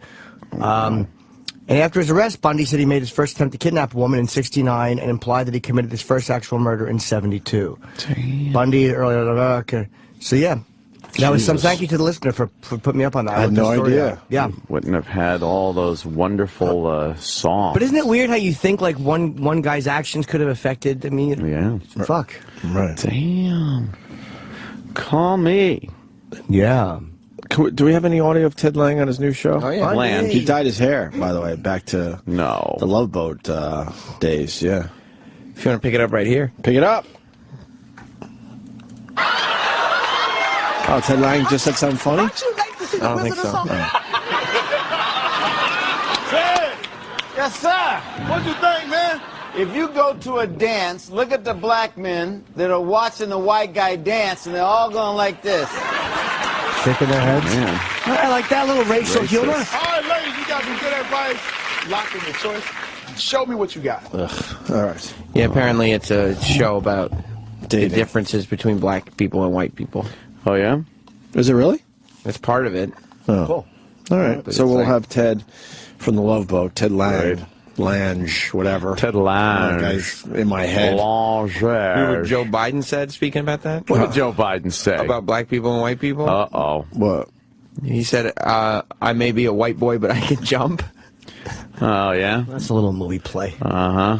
What's wrong with that? Well, that's a very stupid thing for the vice president to say. Not really. Yeah. I don't care. How was he second guest, by the way, on the fucking show? Amy Poehler was the lead guest and he was second, or is Amy is co-hosting that night? What, on the Seth? On Seth Meyers. Seth Meyers. Seth Meyers did very well in the ratings, by the way. He wanted Amy to be his first guest. Oh. How do you have Joe Biden be second? I mean, with all due respect to Amy Poehler, how do you tell the vice president, like, look, they're friends? Yeah, you'll be Vice second. President is a figurehead. Lauren Michaels, I'm sure. All right, we'll play the Joe Biden clip after the break. We got the song parody from Todd. Oh, my God. We got Elijah we can't Wood wait for coming that. in. That's a good one. Yeah. We got lots to do today. Oh, yeah. 3, 2. Go with Lange. I don't know. If you go with Lang, I gotta go with Lang. We gotta do go the Lang. good cop, bad cop. And we got Elijah Wood coming in. Cool, Ramones. By the way, I have to correct myself. Apparently, Snopes is saying that Debbie Harry's story was false. Not that she lied, but that she was mistaken. There's been a lot of reports of women who had weird things with guys that they later thought was Ted Bundy. Apparently, Ted was never in New York. Really? Okay, yeah, that was it. Wait, so that did happen to Debbie Harry? Oh, yeah, they don't but think with she's somebody lying, but- else. Yeah, they think it was just somebody else. And she might have been a little drunk and then went, oh, yeah, that guy looks familiar. Yeah. Uh-huh. Gotcha. Very cool. So, he was never in New York? I didn't know that. No, it said the closest he ever got to New York was Philly. Really? Okay. How do you know that much? I was reading it while I was fucking taking a dump. Now everybody just reads on the bowl. Absolutely. You wind up spending a lot more time in there than you used to. Get hemorrhoids like wind chimes. Wind chimes.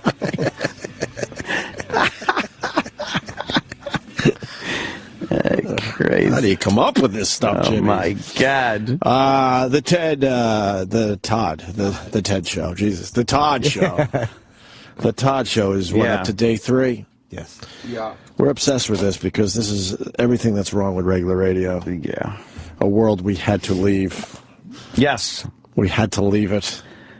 We were asked to leave and not to return. We probably could have made it I back know, there by now, but they just handcuff everybody, and it's just horrendous shit.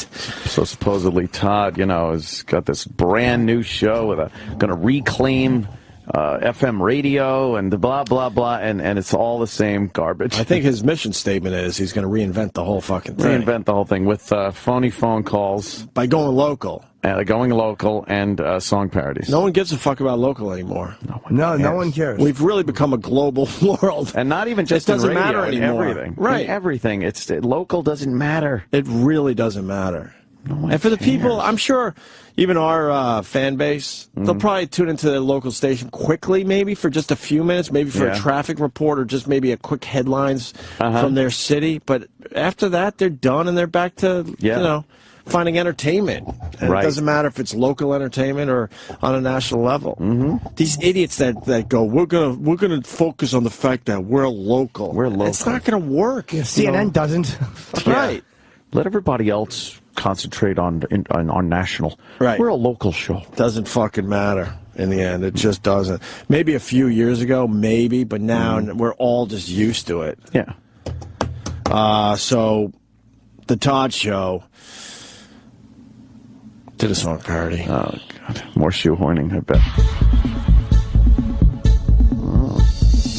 I used to be a straight-laced, respectable guy, but it got me no... I don't know what he said. I don't even know what he said. Oh, my God. That was the worst. What did he say there, though? I don't know. The shoehorning was right from the start. He's the worst offender of that I've ever heard in a song parody. What was he trying to say? Young, hip fucking comedy, that is. Young, fun stuff. Was that show tune?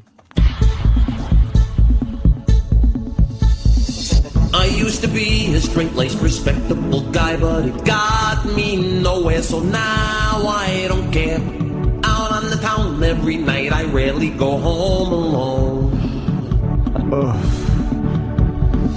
I walk up to a bar with my shirt unbuttoned, and I do what I please, drink martinis until I find the lady. Then I drop into my zone. I give her my best pickup line.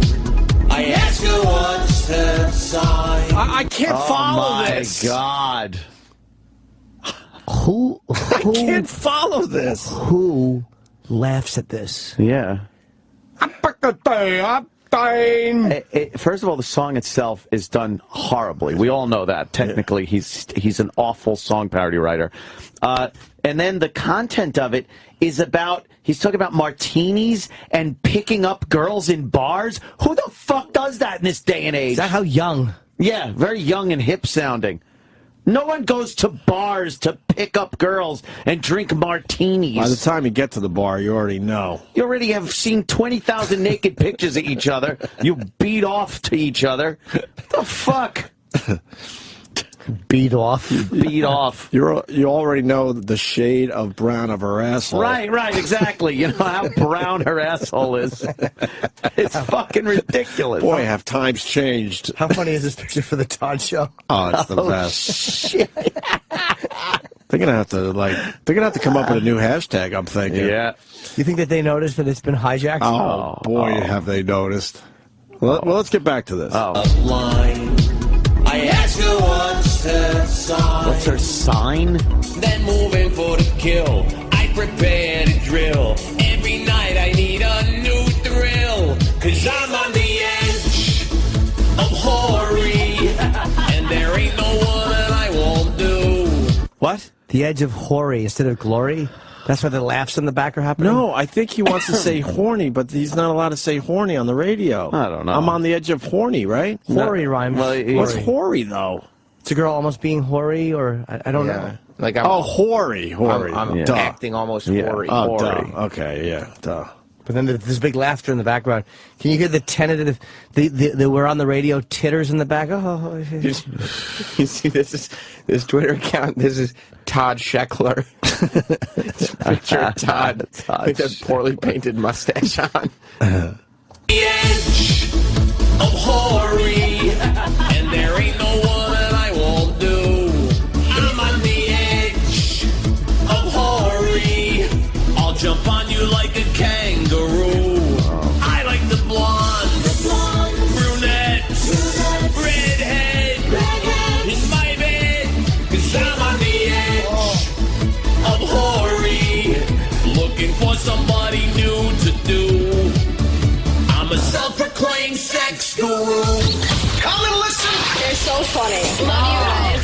This is the Todd Show. They're not so funny. What hack? Wow. What was the sound? Oh, yeah, just fucking full of electronic What was noises. that? That's what we always make fun of. Yeah. Can we hear the end of that again? I'm a self-proclaimed sex guru. Come and listen. You're so funny. Love you guys. This is the Todd Show. He was using his little voice, too, there, a little bit. I'm on the edge. Of hoary. I'm on the edge of hoary. E-Rock, that was terrible. E-Rock? Yeah, what are you doing, E-Rock? You were friendly with me. He's got something in his hand. I bet it's pizza. Now, I told Eric that we can't just continue playing the Todd Show clips unless you got something really good. Really good. Well, Eric doesn't know we make fun of them. He's just enjoying listening. Yes. It's his brand of radio. Yes, yes. Well, I have something if you had nothing else to go to. You don't We don't. have to if you don't want to, but... What is it? I see what it says. What do you think? We can't do another phone scan. Oh, my God. He didn't do another phone scan. I hear he's No, doing he has to do 4 4 a day. All right. 4 a I'll day? be back. The voice is probably different, though, right? Well, this one he actually says a name, because the last few didn't have any names in it. I bet. Is it a good name? Don't tell me what it is. I won't. All right. We got to hear the name. Okay, all right. We got to hear the name. At least the name. Fucking stinks. Well, he was the one who said he's going to reinvent radio. The Todd Show. As he does the same horse shit he did with Scott and Todd. That's terrible. What? That's That's not nice. All right, phone scam time on the Todd Show. Who's this guy? This is kind of an interesting story. I need dance lessons, and my boss is having this big thing. Well, you'll hear about it. It's called the Big Tour. Yes, he is. What? A big tour. Hey, this is Left McFooty. I got 2 left McFeets, and I'm trying to dance. Oof, I bet it's worse. Yeah. You'll hear about it. It's called the Big Tour Call. Get the fake voice on there. Hello, Dance Academy. How can I help you? Yeah, my name is... God! And no one starts a phone call with "my name is." When have you ever called for pizza? Hey, it's John's Pizzeria. Yeah, my name is Slice of Pie Pizza Magoodle. Oh, it's a funny way to start. It certainly is. My name is... I can't wait for the name. But he's reinventing radio, guys. Yeah, reinventing. Hello, Dance Academy. How can I help you? Yeah, my name is Isman Snevlumchin. I'm from Brighton Beach, and I need to get me some twerking lessons on account of my jerk-off boss is having a twerk-off competition. Isman Snevlumchin. Bag me. Yeah, my jerk-off boss over there, Jerky Boys ripoff. Yeah. I can't do the original voice or thought. Hi, my name is Steely McPersona. I like to take something that worked many years ago and then just kind of claim it as my own. He is really fucking ripping off the Frank Rizzo. Oh, my God. And then I got to win it or he's going to bag me. Oh, I'm really sorry. I don't know if we'll be able to help you. Unfortunately, we don't provide You know what? The economy is bad, right? Don't close the door to new business then. I mean, I'm going to have a tough time with this. When I was a kid, I was bitten by a snake and the venom froze up all my ass tissue. I'm sorry about that, but we are a professional dance company. We don't have anyone to teach the twerking. We don't really consider that dance. Yeah, well, let's get to it in a second, but what do you mean you don't consider it dance? I mean, I'm going to come in there like a wrecking ball and make it happen. You get the pop culture reference? We will teach ballet and jazz, all dance, professional dance that, ballerinas can get into companies for, get my students into good college programs, things like that. Let me ask, what was your name, Marissa? Oh, no. My name is Gianna. Yeah, I can't say G's. But you just said the letter G. Right, but I'm talking about in the context of someone's name. Like, I can say G. Who the hell can't say G? I'm just saying if it's part of the name, then, like, if I go to say your name, I say Gianna. I'm out. I can't do it. Moving forward, you can just call me Miss G. Tap it out. I can't do it. It's just... Tapped. It's fucking enraging and terrible. It's not even fun. No, it's so bad. He's doing 4 of those a day, but he's reinventing radio. Yeah. He rotates them now, too. Like, That's good. A new one will play twice that day, Good. and Right. then once the next day at a different time. Get rid of the old guy because you're young and fresh, Yeah. right? 'Cause That's the big youth movement. Every hour is a different audience, so... Talking about being in a bar and asking a girl, what's your sign? What is this, Ronan Martin's laughing? Yeah. Holy fuck. My head pops out of a box. My name is Izzy McFunny Name. Suck it to me. What else is he doing on the show? You've been kind of listening? He throws it to those girls all the time. Yeah. Like I would rather hear them. He chimes in I a would little too, bit like here multiple and there. MIGs. Thank you. Like, he'll sit there and he'll go, yeah, they'll read a story, they'll read what's trending, they'll read anything else that's going on in New York. Right.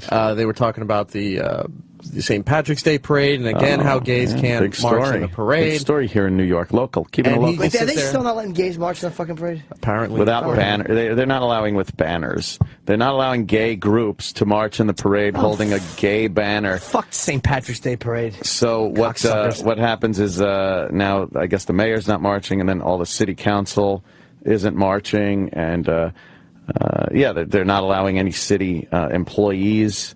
Well, they shouldn't ban them from marching. It should be a choice. You can't ban them from marching. Well, they can, and they did. That's ridiculous. That's wrong. Yeah. But the thing is, the St. Patrick's Day parade is it's the Irish thing, but it's also a Catholic fuck them a tribute to one of their saints. So, again, the gay and the Catholic thing clashing. They don't want to have their morality mussied up with some gayness. So basically, gays are allowed to use the road that's tied up, right? Or can gays not? Can gays cross the road? Or oh, that's to right. Get to the other side. They have to be to get to the fist on the other side. Because it was inside the chicken. No, but I guess they have to stop because the parade's going through and be inconvenienced, right? But they can't. Right, got it. Fuck St. Patrick's Day parade. Fuck them. It's like a religious thing. I guess Donahue, what's his name? Bill Donahue was talking about it this morning. The fact that it's a Catholic saint, and again, those gays and Catholics, oh boy, do they butt heads. Show molested children. And how about you call around a bunch of boys' assholes propped up and said, this is what we've supported. How about you do that? How about you? Fuck you. Let's say hi to Pat in Buffalo, who's going to speak for many. Many people calling with the same exact thing. Hello, Pat. Go ahead, Pat. Yes, my wonderful radio ear has detected that I'm pretty sure the girl that answers the phone at the alleged dance studio is the same one that ordered the cupcakes that did not want Paleo cupcakes the other day. Can we get the cupcake phone call? Yeah, let me go pieces together. Well, we all know side by side, yeah. You know by now that prank calls are not allowed on the radio anymore. We used to love doing them, man. We had fun doing them. We had a few hits. Oh no, Jimmy read something. The Todd Show hashtag. Yeah, somebody wrote, I wish the snake that bit him was Robert Reed's venomous trouser snake. Jesus.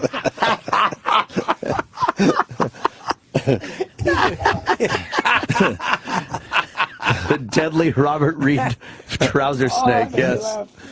Go get the cupcake phone call. Let's match it up. That's right.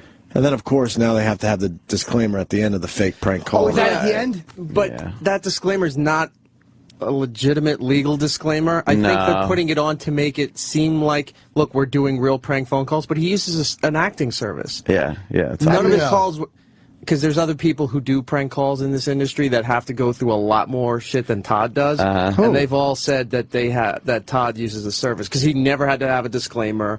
Everything's so poorly and heavily edited. You know, and a lot of the way... yeah, but the disclaimer says they're actors. They're professional pranksters or something like that. No, the disclaimers will say, like, they'll use a real situation where a wife wants to set up a husband. They'll get the wife on the phone, they call the husband, blah, blah, blah, blah, blah. But the releases and the legal disclaimer saying that, you know, the parties were involved and signed off on this. They'll do the call, but they can't air it until everyone says, okay, they give permission. But why do they have to say that? Like, what's the use of saying that if they're just doing a show? No, these are fake. These are fake phone calls. They're fake. They're fake, right? But he's paying for like an actor or a service, so it's not a legitimate prank phone call. You're not calling a private citizen, so he doesn't have to disclaim it. Oh, that's why they're saying a professional prankster or something. Yeah. But they're not saying who But the if you hear prankster these is. disclaimers at the end, it's meant to sound like they're doing a legal disclaimer, but they're goofing on it. Right. None of it is saying that, you know, all they're parties... not goofing on it. That's They're not goofing on it, That's no. the worst thing you could do after a prank call is have any type of disclaimer. That's horrible. But it's not saying that all parties involved It signed doesn't off matter, on it. but you're just making people, you know, realize that there's something going on. The lawyers probably said, no, you got to say something Right. because then people start doing it and they blame us. There's no way they're being ironic. He stinks too much to be ironic. But their legal disclaimers do not flat out tell you that it's that it's fake or that anything. it's a fake call and that everyone involved with it gave the permission. They're mocking it. Let's go to Carolyn, or is it Caroline? Is it Funny, Brian Regan, Carolyn. Yeah, you're sick of hearing that And one. we huh? are very sensitive to how our names are said. He's totally right. All right, so it's Carolyn. Yeah, I got the first letter right. I got a couple I could throw after that. Hey, what's your name? This is Carolyn McBrien. Thank you very much. What do you got So there? I was going to say that, you know, I'm 40 years old and I have female friends. hang up. Stop. We called 20 years too late. Yeah, what are you doing? Yeah, go ahead, sorry. No, it's okay. It's fine. And I have female friends that listen to the Todd Show. And and you guys know this better than I do, but I'm convinced his audience are middle-aged women who don't get your sense of humor. They're not cutting edge. Absolutely. They're not witty. They're not... They don't. They're pathetic, is what you're saying. Soccer mom. We're not expecting all middle-aged women to listen to the Opie and Anthony show, but I think regular radio could offer a better product, is what I'm getting at. We understand people have different senses of humor, but what we're listening to is horrendously bad. And I have to give the women more credit out there that they want something better than a horrible song parody or a horrible fake prank call. Yeah, don't give them more credit. Don't. Well, then that's just downright sad. Well, it's not just women, too, because, I mean, I work in an office with a bunch of accountants and boring people. Like Getting coffee for them, are you? Yes, very funny. On my knees, thank you. Oh, nice. Oh, she goes with it. Nice. Those arthritic knees. No, but Because you're 40. How's that menopause treating you? Hot flashes? Are you done? It's 40. Yeah. Every time you stop talking, I hear your eggs drying up. Why are you being so mean to us? Jesus. That's being nice. I know. I love you guys. Thank you, miss. This is cruel, but I knew what I was going to get. No, we don't mean that. No, well... Her room looks like one of those lunch bags you send your kids off to school with. I don't have kids, so I look a little... All right, nice. And a girl. There you go. You saved that body. Yeah. How does it look? Pretty good? I'm allergic to children. I can't... Yeah. Oh, boy, you I hear poor ya. girl. I hear you. Maybe someday, though. No, I have no interest. No, that's pretty much, that ship has sailed. I'm not. No, it hasn't. I'm not looking for the next 18 years of prison. Oh, man. That's pretty good. How'd you keep from getting pregnant for so long? I'm married for 15 years. What? I don't want kids. It's not every woman wants kids. What happened to you when you were growing up that you don't want to have kids? I was raped. No, I'm kidding. That's pretty good, though. Yeah, you should have let that sit there for a minute. Yeah. Sexy and funny. I'm an accountant. Let that sit there for a second before you had the big reveal. I don't know how to do this. What do? You take your glasses off and take your hair down and shake it in slow motion? Exactly. Being all sexy. Yeah. How do you look? You good? I think I'm okay, yeah. Good shape? I mean, everyone says that. Good shape, yeah. Yeah? I'm not overweight. Yeah. How's that ace? That A. Well, that sounds good. You got a cute voice. No, doesn't sound like it's been riddled by cigarettes like many women. I'm 40 years young. I don't have children. I am very clean. I think that's why I look a little bit younger than I am. That's no nice. kids. Everyone says it's no Shaved? kids. Shaved down there? Oh, Shaved? yeah. What do you do? Shaved? What do you I do? wish there was more women. What does a 40-year-old woman do? You shave it a bit? What does a 40-year-old woman do with her nest down there? What do you do? Is it shaved? 25, I lasered it permanently. Oh, my God. How do you know what the trend is going to be, though? girl. When you work in Manhattan, you live in Manhattan, you do cutting-edge stuff, and I never wanted to deal with it again. It was a lot of money, but it was the best. What if the trend comes back for Bush? And I think it is, to tell you the truth. I'm going on record as saying hair between a woman's fucking legs that's making a big comeback. It's making a comeback. But it will never be. It will never be such a big comeback that it'll be a turn off to see bald. Yeah. It makes a big comeback because you don't have to put like bell bottoms, but you don't put your nose in bell bottoms and have to go after you're wearing bell bottoms. That's part of the whole thing. Right. It's like spitting out watermelon seeds. You still enjoy the watermelon. Yes. That's true, but if you had an option for seedless watermelon, you'd never one day go, I enjoyed spitting out those disgusting, stinky seeds. Disgusting. I don't know. It can come back all at once. I am perfectly happy with it. Yeah, you got it lasered off? Not legs, everything. No, it did, and it works? Oh, yeah, totally. That sounds dangerous. That's great. It's painful. It's very painful. Oh, all right. right. It's worth it. Well, thanks for your insight on middle-aged women. I like that. Christ, I can't believe that's all I can contribute to the show. That's all you can contribute. It's very good, though. Unless you get in the kitchen or the bedroom. That's all you can contribute. Don't say it, James. Kitchen or the bedroom, Florida. I love you guys. Bye. Thank you very much. We love you. Thank you, Carol. Bye, Carolyn Line. Carolyn Line. It was Carolyn on that one. Yeah. So where were we? Lasered off. Oh, so people are saying that it's the same voice on two separate fake Yeah, we want to calls. hear, we're going to have to do it side by side. Eric should have had it by now, no? John in Boston. John. Yeah. Hey, you guys know how bad you fucked with Todd Shannon. He's probably so happy you're fucking with him with the Todd show. Oh, yeah, it probably changed overnight. He's not going to be so happy on Monday when his solo show starts. We're obsessed with this. Yes.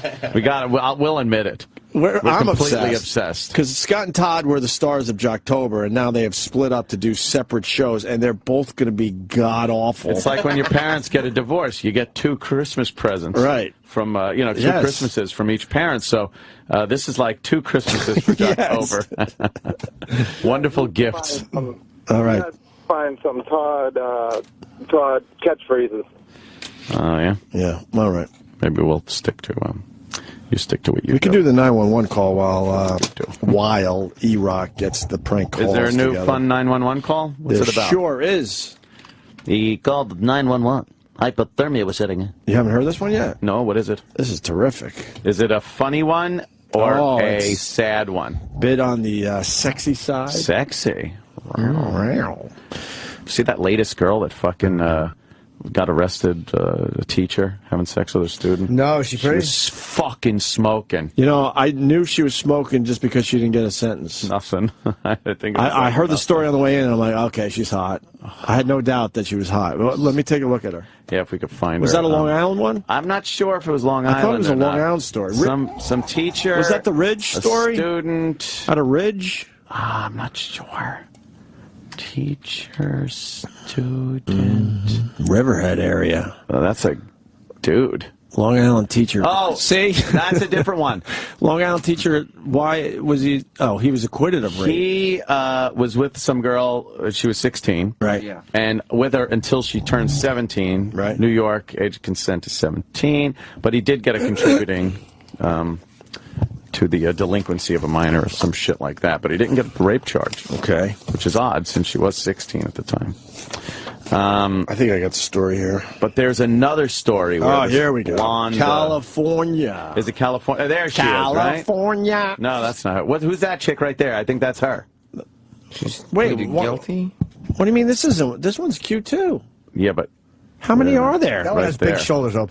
Yeah, she's a little. That one's. What was just a headshot? In Houston. How old is the student? 16. Yeah. She's 25. And what happened? Someone fucking opened their dumb mouth? Did this always go on? Maybe we're just getting older, but I never fucking knew this happened. This was like Lotto, though. You don't know people that won Lotto. You hear about it. This fucking shit is amazing. But no, I've never had fucking one person win 2 Lotto tickets in a row.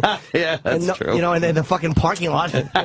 In our day and age, people just knew how to shut the fuck up. They kept their yaps shut. Right. They kept their yaps shut. No social media, so it made it harder for it to spread around.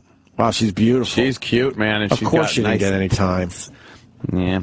So what did she do?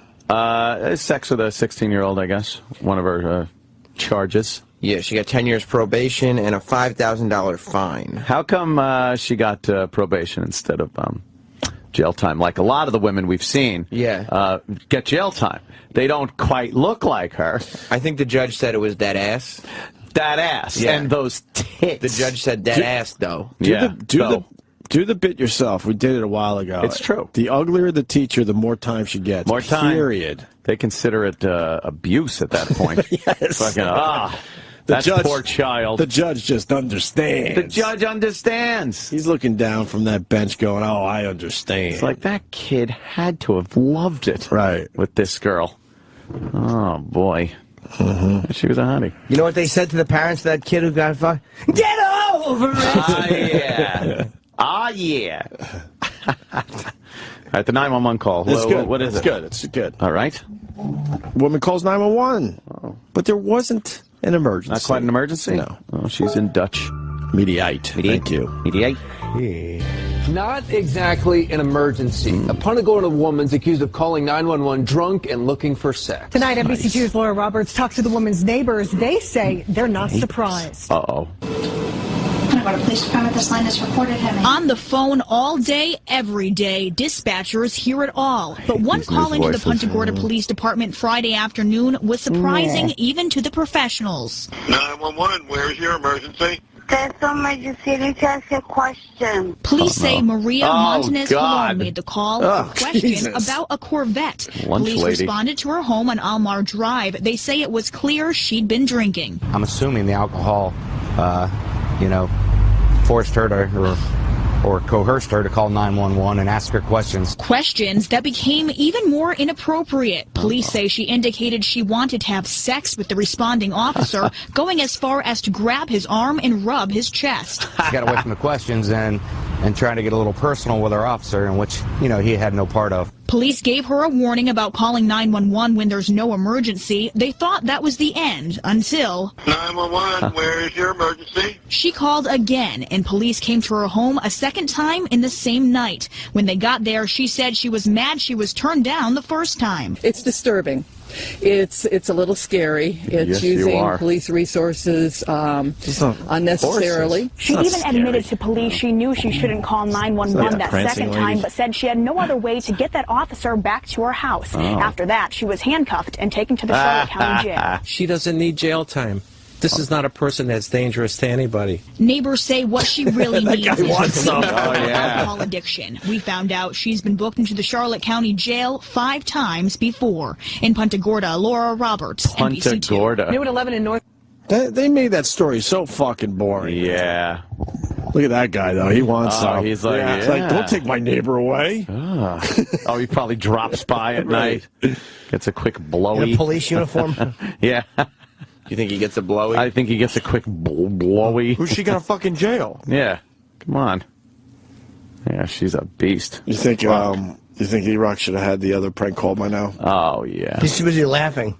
Too busy enjoying it? Yeah. And then has to walk down making believe he doesn't enjoy it? We don't even need the whole prank call, just a quick clip.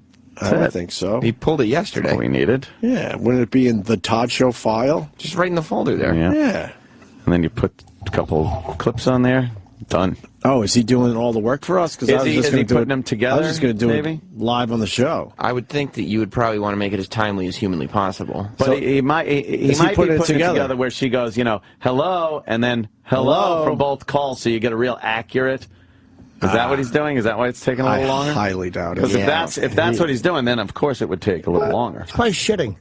Oh, you think he's taking one of those big E-Rock dumps? He's dropping a deuce that's probably brick width. That fucking Jurassic Park Triceratops dump. Little pea brain. He can't focus on more than one thing. He has a walnut-sized brain. Shit. We could talk about the California couple. They're walking their dog and they find $10 million in rare gold coins. Yep.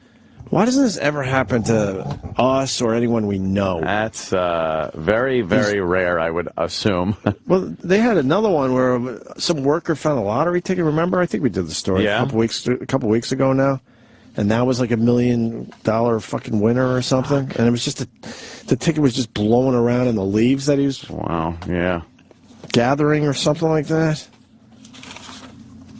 I guess these gold coins came from the 1800s. But the rare part of they said because paper money was illegal in California until like the 1860s or 70s. Yeah.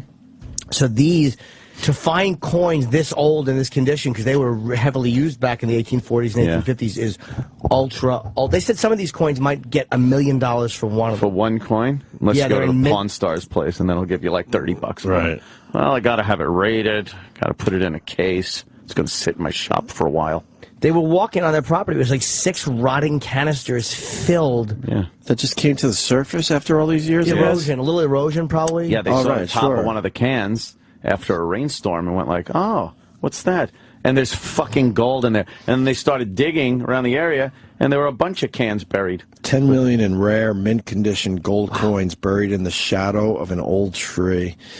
Nearly all of the 1,427 coins dating from 1847 to 1894 are in uncirculated mint condition. And they're in like a chronological order of date too. Like whoever was doing it was probably OCD back then, but organized them all according to like the year. Yeah, like Jimmy said, the gold pieces only add up to $27,000 as far as the weight of gold. Which is a lot, by the way, in the weight in gold. In the weight in gold, okay. yeah. But some of them are so rare that coin experts, like Jimmy just said, say they could fetch nearly $1 million a piece. Yeah, they're not only gold, they're rare fucking coins. A mint condition gold coin like that from 1840 something. This guy's going out on a limb. He says, I don't like to say once in a lifetime for anything, but you don't get an opportunity to handle this kind of material, a treasure like this, ever. And they're remaining anonymous. They're really smart. Because they don't want a bunch of people digging up on their property. Oh, yeah. Start fucking digging around. Think they're out there shoveling every 5 minutes? Oh, yeah. They're middle-aged. I would be. Keep going. Have lived for several years on the rural property in California's gold country, where the coins were found. There's gold in them thar hills. God damn, that's a lot of money.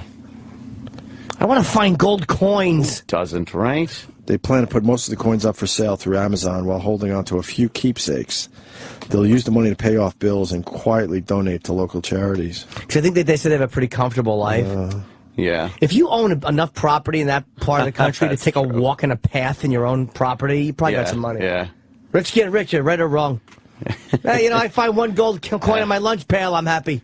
I drop it in a Pepsi machine, get myself a Pepsi. I find a silver coin. How much it's worth? 25 cents. That's a quarter. Wow. The wife doesn't like me drinking soda. Pepsi's don't cost a quarter anymore.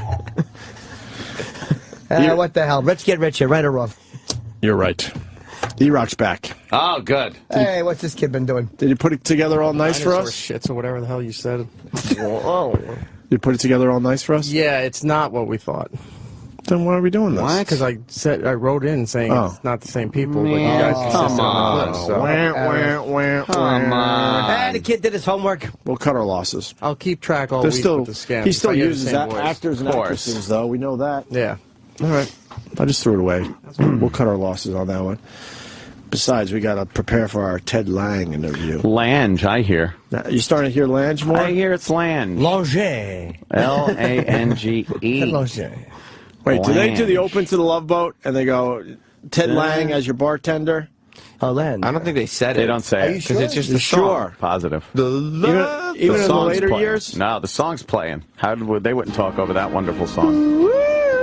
Written by our good friend, Paul Williams. We should call Paul Williams. Oh, yeah. I don't. Love. Oh, shit. Exciting in your climb aboard. Yeah. We're expecting you. Is this him singing or no? The love and love.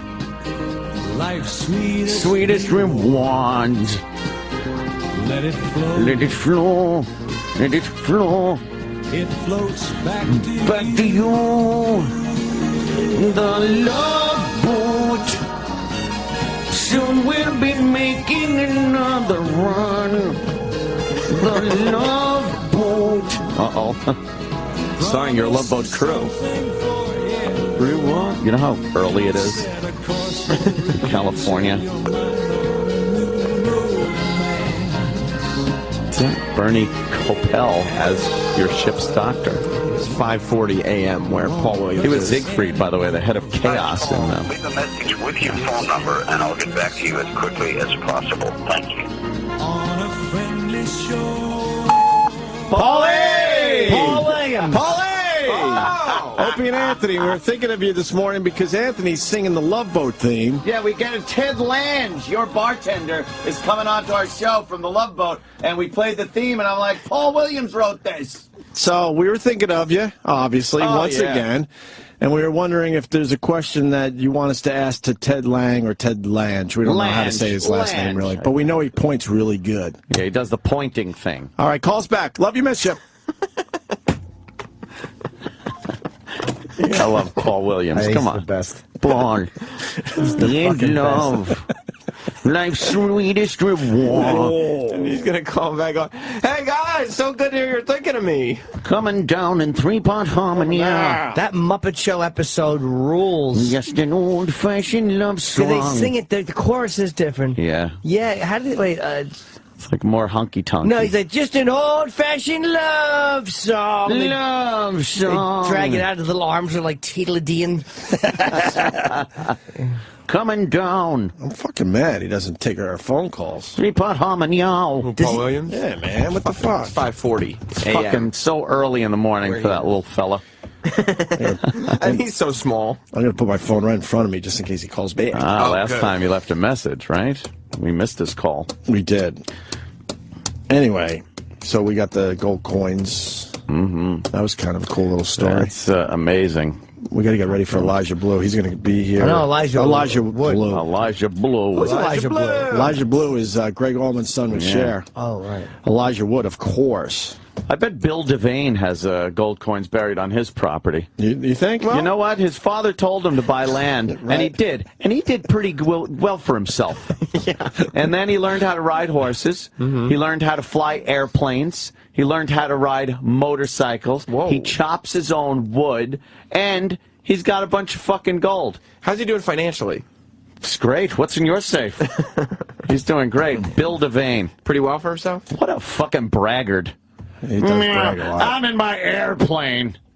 My father told me to buy land. I did. I did pretty good for myself. We don't all have such good fathers, Bill Devane. How'd you buy fucking land? You had to, didn't come out of nowhere. He got that money from from fucking Marathon Man. And all the good land has been bought up already.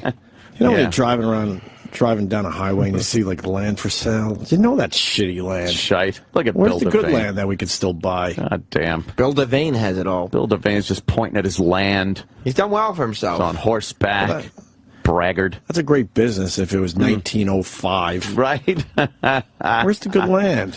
Where is it? You got to kind of guess now. Yeah. Let me say hi to Kevin. He's got more on the story of the couple that found those gold coins. Oh, does he?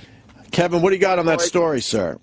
I was reading last night, the state of California has already requested the anonymous couple to come forward so that they can send them a bill for the quote-unquote income taxes that they will receive. The government's going to swipe some of it? Isn't that amazing? And somebody has also filed a lawsuit claiming that they own the mineral rights to the land. It's not a mineral rights thing. It's crazy. A lawsuit. By the way, of course. This is why. That's why. Listen, companies people, are how they are. If you find any shit in your backyard, don't tell anybody.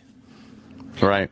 Don't tell anybody. Go enjoy your life and sell that shit. But we wonder why are companies like this? Why, because some fucking pig has to file a lawsuit to try to get something for themselves. Of course. That's why companies are. That's not the government doing that. That's not lawyers doing that. That's some scumbag citizen going, I want some for me. Yeah. It sounds like an amazing story. Watch, it'll be a nightmare for these people in the end. Sure. It'll turn out they should have never found these fucking gold coins. You watch. We're going to take a break, get ready for Elijah Wood. And there was something else, but whatever. We'll figure it out, I guess, right? When's Ted Lange coming in? 10 o'clock unless he cancels. Oh, no. What do you think he'll cancel? Cancel? Well, he might because he's fucking, there's a bunch of shows trying to get him, and he chose us. Yeah. Wait, he might be canceling? That's what I've heard. Sure hope so. I'm kind of hoping. You know what I do when I'm stressed out? I take my legs and I put them straight out. It's like a yoga move. Yeah. I put my legs straight out and I go. Just retarded. Oh, there was something else. Today's podcast day. Let's check those numbers, Sammy. Yeah, let's go take a look. The Opie and Anthony podcast. We give you an hour to sometimes 2 hours a week every Wednesday. And for bragging rights, if you can, get our podcast through iTunes. If you can't, just get the podcast. That's fine. But if you do have a choice, choose iTunes so we can be up there with the big boys. All right? Ted was... This week's podcast, podcast number 42 is the best of... Scott and Todd. All right. We're really hammering it home. Oh, yeah. Oh, boy. The best of Scott and Todd, which means what? The best of Jocktober with Scott and Todd? Yeah, all Scott and Todd segments. Nice. All right. Go back to your seat. And we're checking our numbers right now. Ted Lange was in the 1986 TV movie That's My Mama Now. Oh. Up and down. Stop it. Stop. Shut up. Okay. Why is it taking so long to check our numbers? Sam's just fucking around over here. Because I'm getting Tilt the screen.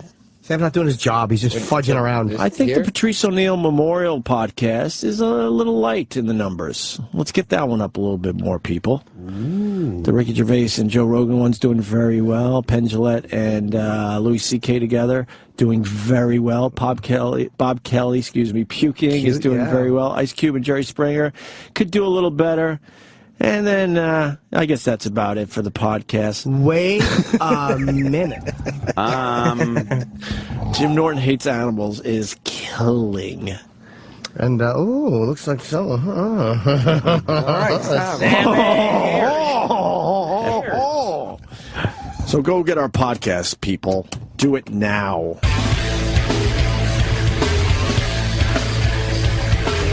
We got Elijah Wood coming into the studio.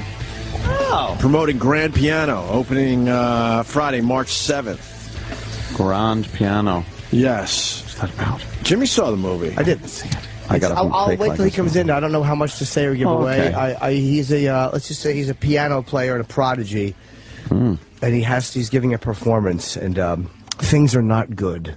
Let me see what it says in the actual... You said prodigy? Yes. Smack my bitch. All right. Smack my bitch up. Fire starter. Fire starter. Let's see this. Well, I'll wait till Elijah comes in. I don't know where he is. Yo, where's the glass screen cleaner shit? I knew I shouldn't have let you guys borrow it. Oh, man. See what happened? You never gave it back, did you? Well, probably took Where's we Mars? had it up here on the console. Someone took it. And then someone took it. Yeah. Never fails. Oh, well. You can't have anything nice around here. Pelvic bone. What? Hey, we just saw a big star in the bathroom. Oh, yes, really? we did. We've had on this show. Had on the show a few times, and I got absolutely nothing from this man. Well, he's only on once, though.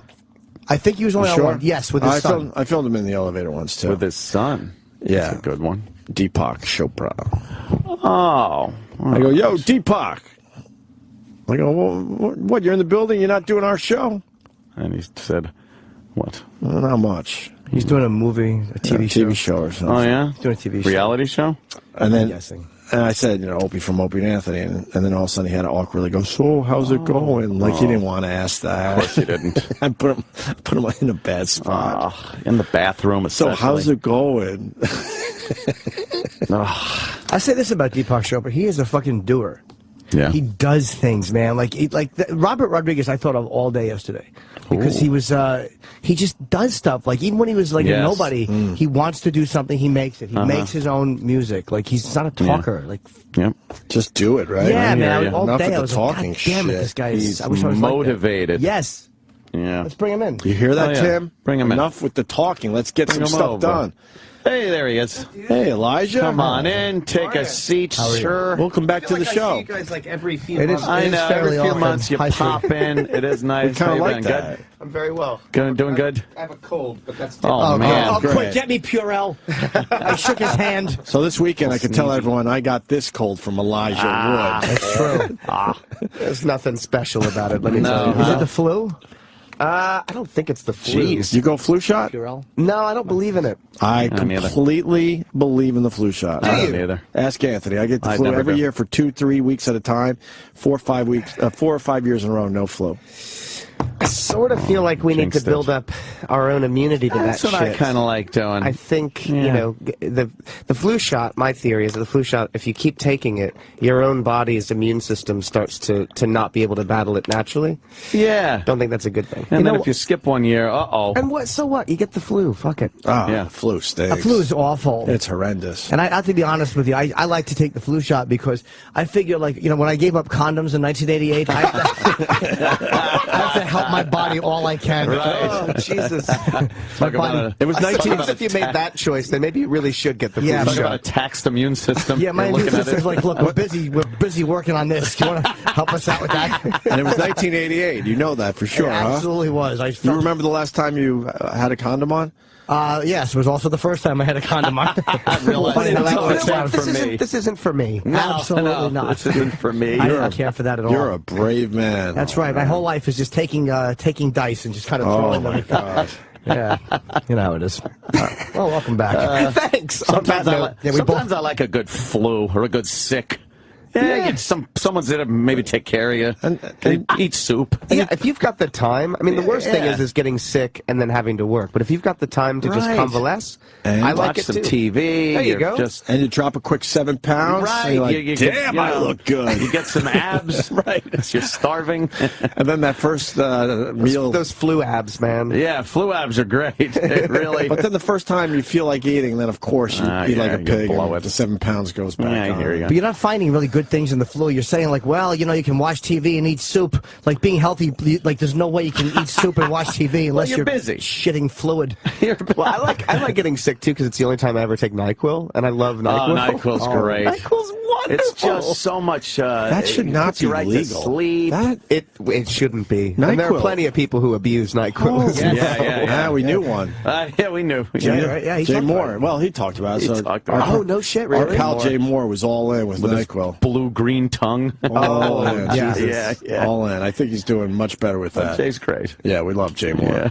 But it's scary how many there's one cough medicine that doesn't have it though because I can't take it. But it's called Buckley's in Canada, and their whole slug line is it tastes awful and it works, and it really does. It smells like something you clean. You know what it smells like? A peat booth.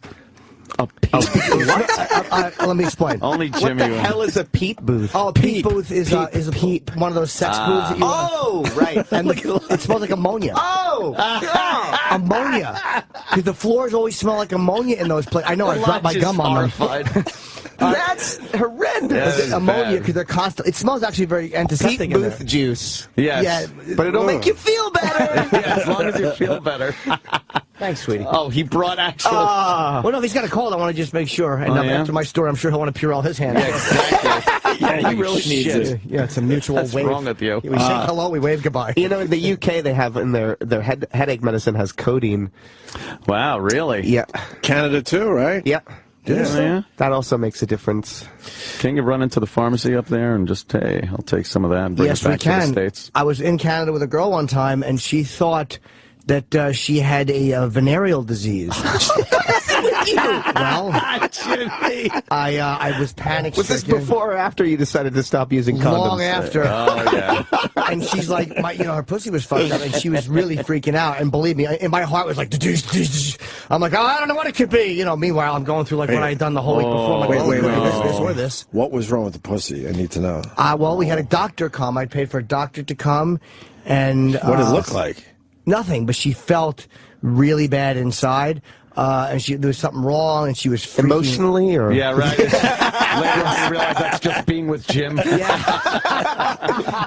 it was like when a Virgin Mary statue cries. There's just one tear leaking down her thigh. Holy shit. But no, I had a doctor come to the hotel. We were so freaked out, and we went and got her something. It turns out I took her to the emergency room. She was in such agony. Wow. And she said she felt an itch deep inside of her, and she was out of her fucking mind. Oh my God. And we thought there was something wrong, and I've never panicked like that. Like, oh my God, did I guess? But it turns out when she got back to the States, it literally was just some kind of a reaction and a yeast infection inside. That's all it was. Holy It was one of those things that women get, but this one just hit her really bad. But I'm so glad I didn't fess up to anything. Right? You were this close. Oh my God, yeah. And then how do you explain that? Like, well, you know, I thought it was a girl. You know, but no, it was one of those things that we were panicked. And then I'm like, well, did she go out and do anything? Like, you start wondering. Right. We got 2 phone calls for Elijah already. Oh, cool. Oh, fun. Let's go to Austin. Austin, Elijah Wood in studio. Hey, what's going on, guys? How are you, Elijah? Hey, man, how are you?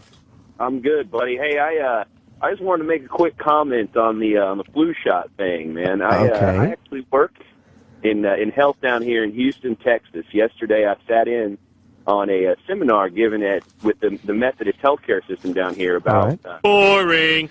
Yes, sir. Please. Some rising rates of very serious diseases. A lot of that's caused by people not getting vaccinated. You know, polio. Things like that are coming back worldwide because there's been a very large push to go away from vaccines. People like Jim Carrey and Jenny McCarthy running out there saying... Yeah, we know all that, but what are you getting at with the flu shot? Well, I mean, the flu shot is a pretty important thing. You actually look at how many people per year die of the flu. Those people are supposed to die. Well, one could argue how many too people that actually die that the people of the who are dying have a weakened immune system anyway, right? Yeah. I hear what you're saying. I think you're right. I mean, there obviously polio vaccinations. These things are important. I don't know about the flu, though. I'm not totally convinced. Elijah Wood against vaccinations. Yes. Yeah, that's not at all what I'm saying. Right. Yes. That's what's not at all what I'm saying. Elijah Wood says, "Let them die." Listen. I think that certain vaccinations are really important, but I also think it's really important to build up your own immunity and eat well, and you know what I mean. Like we have our bodies are built to withstand these sorts of things, and I think it's important to do that. Do you work out or anything, or are you just genetically thin, or I hit the gym? You're lucky. Not you. Oh. I used to. I just haven't had time in recent years. But yeah, I used to. You don't gain weight. Yeah. But I eat relatively well. You take care of yourself. I do. I try to. Yeah. And we have another phone call for you from Bob. Bob. Hey, Elijah, how's it going? Hey, buddy, how's it going? Hey, I loved you in all your movies, and just wondering, are you going to make Flipper 2? Jesus. What an ass. That's not what. It's not in the cards, I don't think. No, I love the show. It's my favorite. All right, thank you. Sorry. He was going to ask. Whatever. By the way, who listens to Jim Carrey and Jenny McCarthy anyway? It's like, I mean, a lot of people did for a while. But why? Jimmy, like, because they're celebrities. It's so silly. Right. Like, we listen to our celebrities. Well, the situation as it pertains to Jenny McCarthy wasn't it about how certain vaccinations actually caused autism? Yeah. Right. But listen to a doctor, not a celebrity. Like, you know, maybe something happened to her and you could hear her opinion, but don't allow your own children's vaccination to be based on what a celebrity. Go to your own doctor. Yeah, I think over the years it's been proven that to inoculate kids is better than to not. Yes. I mean, eradicating. I got two kids. I'm not going to take that chance. No, I'll assume my pediatrician knows what the fuck they're talking about. Of course, yeah. So what? I mean, God. My immune system's good though. Like I take a little coldies. If I get that, I stump for them. I feel something. Those little coldies. They used to have gum. Sure. Unbelievable. It knocks it out by like coldies is really good. Amazing. Yeah. And I usually don't like airborne's good too if you're about to take a flight. Yeah. Flights are the worst because it's just a cesspool of germs circulating around. Yeah. And I always eat my lunch in the bathroom on the toilet. It's just the way I do it. I mean, sitting on the floor using the toilet as a table to build up that immune system. You got to do that. Yeah, expose yourself to those germs, man. I just like it. It's healthy. How did we get on this subject when we have Elijah in here? Well, we shook hands. Talk about his movie, for the love of God. Though. This is good stuff. Yeah. I did see it.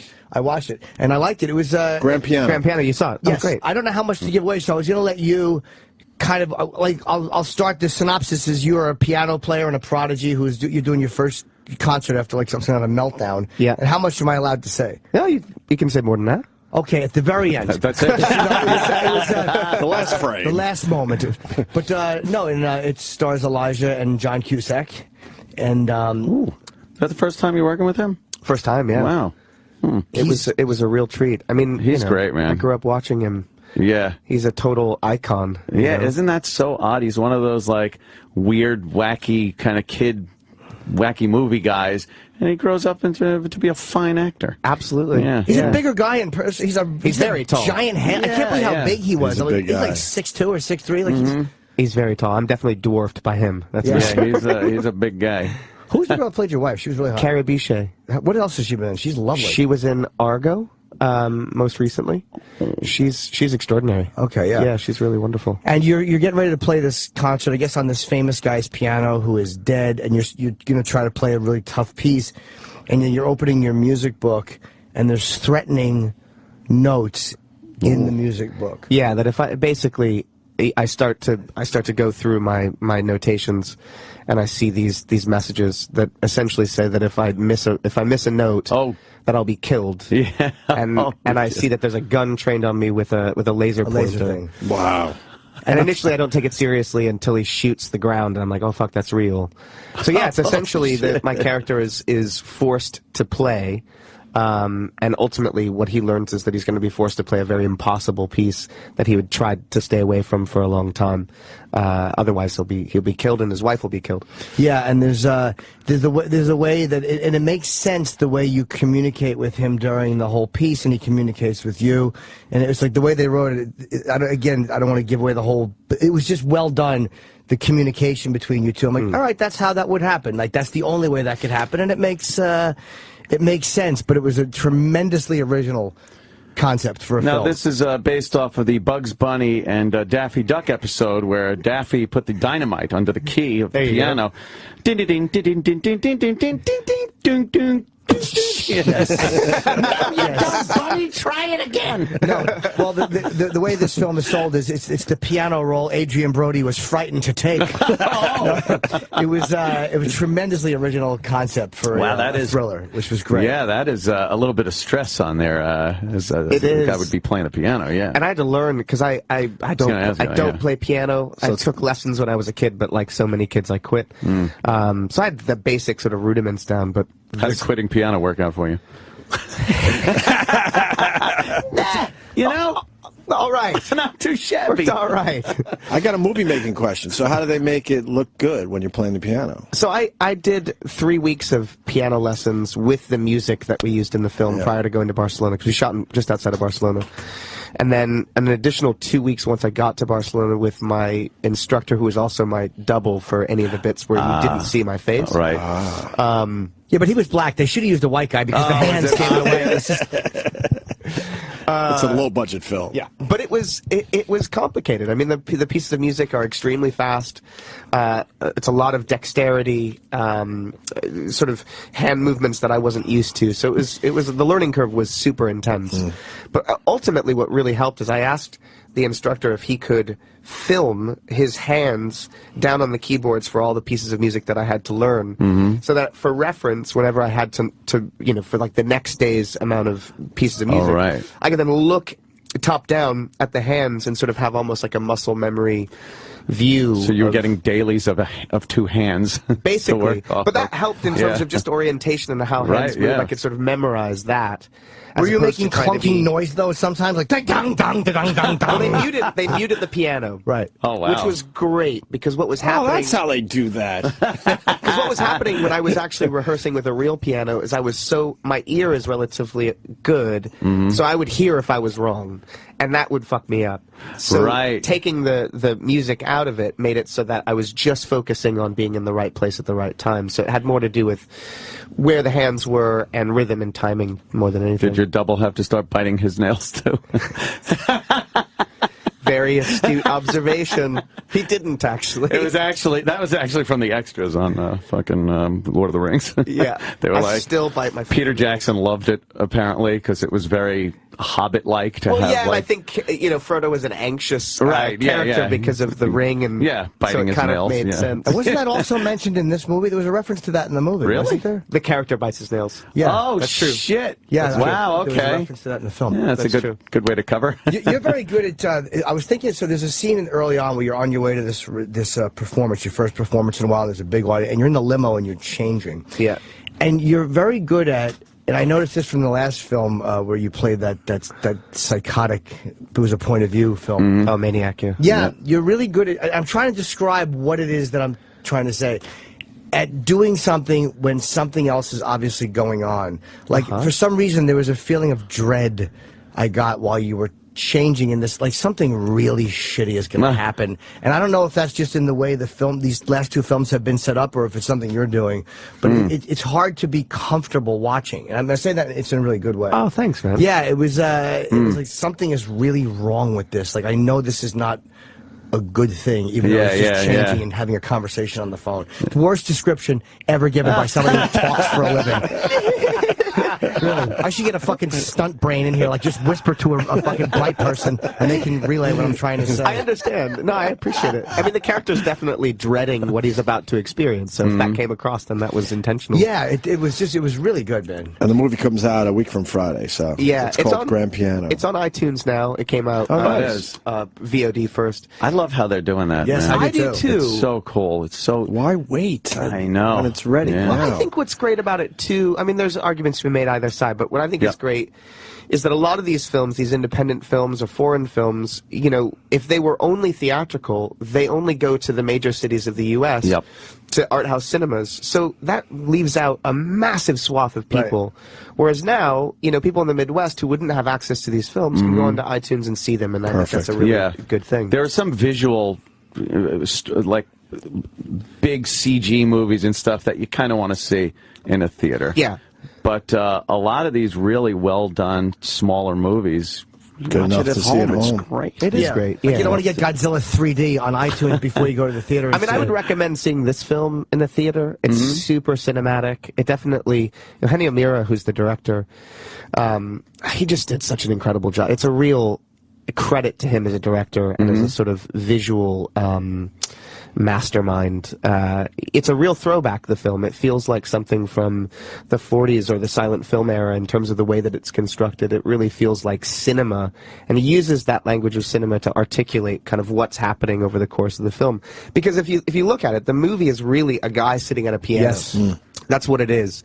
So that you have to sort of construct it and craft something to help move the piece along so that it's not banal. Yeah. And it is quite an extraordinary piece, and it's a real credit to him and to the cinematographer. We just set up a camera on a tripod, one shot, right at him for 2 hours. Like a German minimalist film. Yes. Well, we got some great phone calls coming in. Gregory in Jersey. I somehow doubt that. No, this is a good our one. listeners. Gregory. Hey, how are you? What's going on? Hey, Elijah, I was just wondering about your upcoming film called Cooties and your move towards genre horror films. Are you a huge fan of that genre now? I am. I mean, I have been my entire life. And yeah, I started this production company called Spector Vision about 3 years ago with the aim to produce essentially horror and genre films.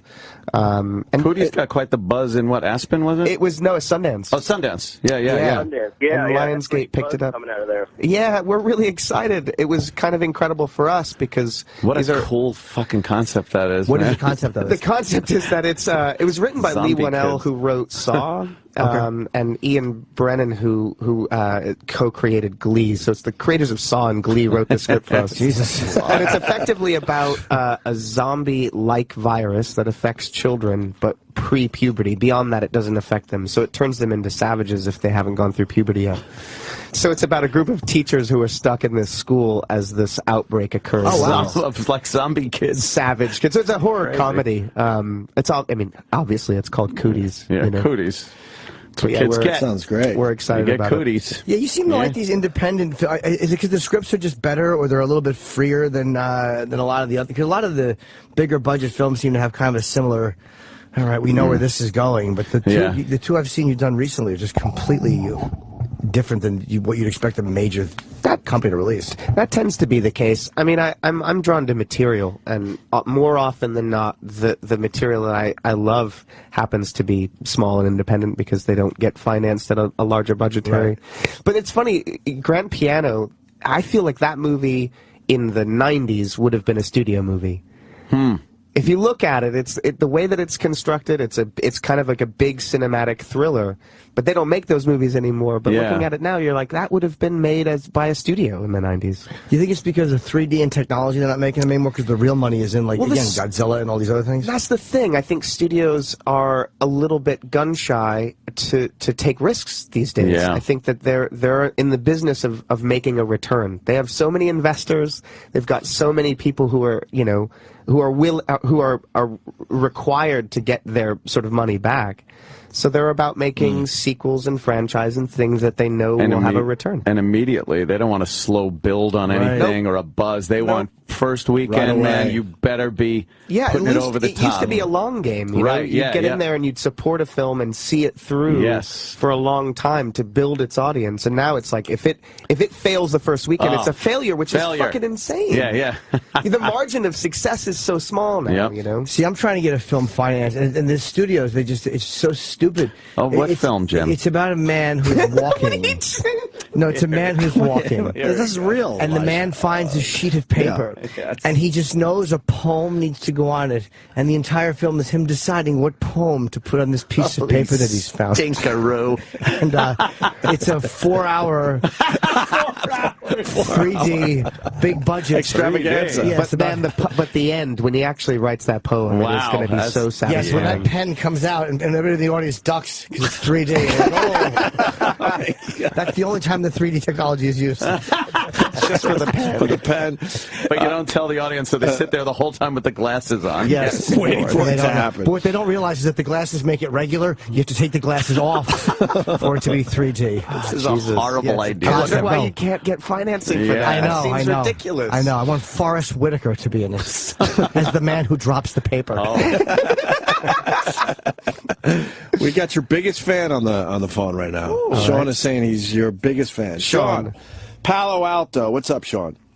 Hey, I am a huge fan. I actually knew that if I called, I'd be on hold and I could listen to the interview. So with Elijah Wood, I wasn't necessarily a fan of Elijah Wood to begin with, but it turns out this guy is in a ton of movies that we all enjoy. And then when he did the Frodo character, you figure, well, that'll always be, he's always going to be Frodo. But he was able to break that. In fact, the Wilfred character is one of my favorite characters now. Oh, thanks, man. Yeah, and then I saw this freaking creepy psycho killer movie, and to have someone like you play the psycho killer totally made the movie more interesting and enjoyable. Oh, cool. And, I think you do a fantastic job, and I totally look forward to all your projects. And the grand piano I saw was on demand, and I'm definitely going to watch it. Oh, dude, you got a question for Elijah? No, I just wanted to suck his dick. Just want to lap his ass a little and hang up. That's good. Way to bring it home at the end. I got a question. Way to bring it home at the end. What a way to bring it home. Well, what are you going to do? Thank you, Sean. I'll keep you on hold so you can keep listening. Thanks, dude. Is Wilfred coming back? It is, yeah. We go into the 4th and final season in March. Wow. Why only 4? Is that your decision? 4. No. It's interesting. When we started the show, I kind of hoped that it would only last 4 or 5 seasons, primarily because I feel like the conceit of a guy who has sort of psychological issues, and the reason that Wilfred exists is because of those psychological issues. That can only last for so long before you start just beating the same drum. And I never wanted that to be the case. I wanted it to have a sort of beginning, middle, and an end, and if there's a way to sort of end it, 4 or 5 seasons seems right. So it was sort of like a mutual thing that it all kind of came to an end, and it feels right, and I'm really excited about actually being able to, because I think what would have been the shame is canceling the show and then not having a chance to finish it out and to close it out. So we get that chance, and we're really excited. Yeah, it's hard to find like a concept that can just be open-ended and go. Like my show that I'm pitching, The Dance Master. I mean, I'm hoping that can last for... The Dance Master. It's about a man who tries to stop poverty and war by teaching people to dance one village at a time. Where I go around the world, I teach people the gift of dance. Another from PU Productions. Do you ever watch Improv Everywhere or Improv Anywhere? No. It's a website, and they do these crazy mass improvs and they have people film them. And sometimes they do like mass dances in public spaces. Oh man, Jim. It's pretty amazing. Taking your idea. Well, no, because I'm the dance master. It's a different thing. The problem is we can't. Are you the dance master? Of course I am. Yes, right. I teach people the gift of dance, and I go from village to village and from hamlet to hamlet, and I show them. But you don't dance. No, I don't. We can't get the music rights for anything. So it's a little halt in the production. So instead of wars, we could just have dance-offs. That's you know what I mean? Like break dances. Yeah. Yeah, it's kind of like I can see break dancing in the Middle East, man. Yeah, that's how we solve our problem. There's a big dance-off at the end of every season. I gotcha. They can beat it. I like it. Yeah. That sounds fantastic, Jim. Let's go to John in North Carolina. John. Hey, Elijah, my sons and I are big fans, but my question is the movie Maniac, which was just freaking awesome on your remake, really awesome because the original's great too. Yeah, it is.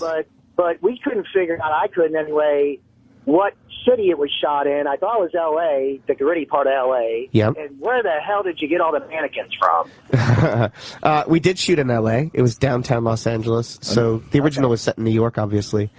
But we were keen on differentiating, I think, from New York and Los Angeles in terms of film shoots tends to not shoot downtown, and we were really excited about shooting downtown in a way that is not typically seen. Why doesn't it? Why is that the case? Yeah. Downtown's a funny place. It's a weird place. It's one word for it. It sort of is. You know, it's sort of past its prime, and it's a little bit rough around the edges. And I mean, it's kind of going through a revolution now. There's all sorts of restaurants and bars and stuff opening. A lot of people moving down there, but it typically doesn't get filmed. The other parts of LA get shot a lot more than downtown. So that was part of the reason. And then the mannequins. I can't remember where we got the mannequins from. So can't be of much help to you there. I'm sorry. Elijah didn't bring them in. That's the set design. But the mannequins are awesome. And a lot of them were vintage, too. What's that? I said Jimmy would like some of those mannequins in that movie. Yeah, there's probably a few I would like. There's some creepy ones for sure. Well, Elijah has There was to go. one mannequin that had... Because, you know, mannequins are built for putting clothes on for displays. That's the idea. There was one mannequin, you could see it in the movie, that had what looked like breast implants. It was the strangest thing, because typically mannequin proportions are a lot slimmer and the breasts are a lot smaller for the frames. And this literally was gigantic, inhuman breasts. And it was weird because it was a male mannequin for hats. There was no reason for those giant breasts. They distracted from the felt hats. Oh, Jesus. Felt, huh? And they're telling us you have to leave. Did we talk to you last time real quick? Very busy. When you were going in and out. The genius of Elijah was going in and out. And that was you, right? That wore the same outfit every day so they could not take pictures of you, the paparazzi? What was this? Did you do that or no? No. Who did that? Who am I thinking of that did that? What genius did that? I don't know. It was an actor in a plane. I thought it might be you. I can't remember who it was. Wait, he wore the same outfit every day? The paparazzi's pictures were no good. Because every day walking in and out of the plane... So it was as if it was the same day. They can't use the photos. If you're walking in and out of the same day... Where every day wearing a burgundy sweatshirt and a red hat, what are they going to do? Take that picture? Who are they going to sell it to? No one gives a fuck after day one. That's interesting. And I thought it was you for some reason. It wasn't you. That's why we did. That's a quiet way to fight it. I like it. Yeah. Okay. Huh. Interesting. These strategies. I do not know who I'm mixing up with you then. I didn't do that. All right. Were you in Lord of the Rings? Did I get the right guy? Yeah. All right, what a way to end the interview. We're having a good time, and I mentioned someone else. You know, by the way, you were great in Star Trek. I really am an asshole. But the movie is called Grand Piano. Grand Piano. And it's on iTunes now. You can get it. Is it on demand or just iTunes? It's on iTunes and I think on various VOD platforms. Or go to Wood Elijah is Elijah's Twitter. That's my Twitter, yeah. And if you want to go to a theater, because it is, I've seen it. It is Please see fantastic. this in the theater. We actually shot it on film, which is a crazy thing these days. We shot it on Super 35, so it demands to be seen on the big screen. I think. Yeah, it's beautifully done and extremely well acted. And thank you, sir. It's next Friday, March 7th, and the great Elijah Wood. Guys, it's always a pleasure. Thanks, man. We really covered a lot of ground today. Oh, yes, certainly did. Has to be well endowed. Okay? Am I doing all right so far? Great. Okay, and to have sex with on a balcony. For the right man, I'm willing to give oral. On a balcony. Even though it might be against your instincts. I prefer somebody did not throw me off the balcony and bend me over and give me the old hee-ho. I'm into the following things. Water sports, ass play. I'd be willing to experiment with toys. Under the right circumstances, I would go both ways. So feel free to bring a friend. Call into the Opie and Anthony Show, 866-WOW-1-WOW. That's 866-969-1969. And give me the ride of my life. You think anybody's going to call back on that one? 100%. Call the Opie and Anthony Show today. Lady Di does.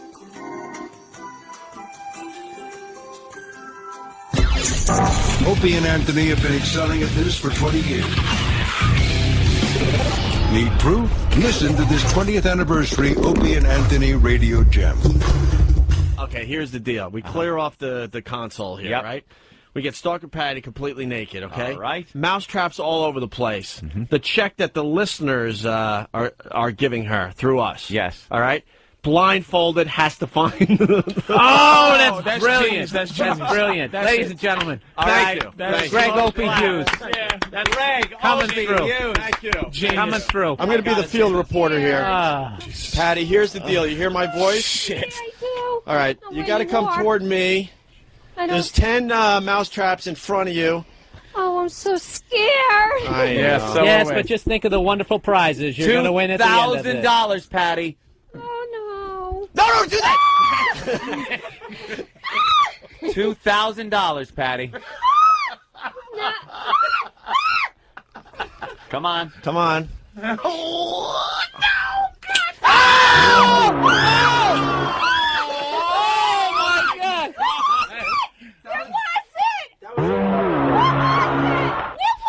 Okay, that was not the check. Oh, this is Obviously not. It scares the Fuck hell Feel around for the check, Patty. We're almost there. $2,000 on the. Oh my God! That hit me! My finger! That's what it's supposed to do. Hey, if you were a mouse, you'd be dead. Come on, keep crawling. Yeah. Come on, old mouse. By the way, huh? Do you think mice get $2,000 at the end of this? They don't. By the way, if you don't find the checks by the end of the show, then they stay on the floor until tomorrow. Oh my God! That was the back of the hand. Oh my It just got the palm of my hand. She's gonna have to give the teller the check with a mouth. Oh, you're mean. You're mean. Patty, we're running out of show. Come on, Patty, running out of show. All your problems could go away. I felt a piece of paper. Do I have a check? I think Oh, I do. you just got $1,000. Yeah, there it is. One check. One check. One to go. One to go. $1,000. Ow! It might claw my knuckles. Oh my God. I found it! Hey, we have a winner. $2,000, Patty. Congratulations. Opie and Anthony are back on Sirius XM.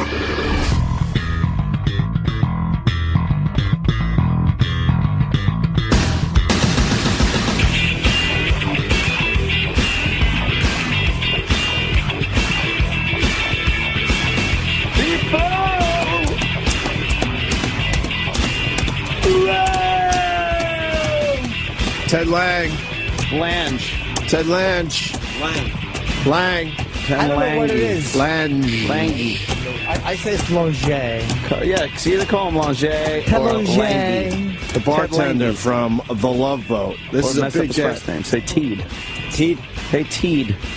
This is a big get for us guys. It is. We've had some A-listers in here, but hey, Bob! I was going to make a joke.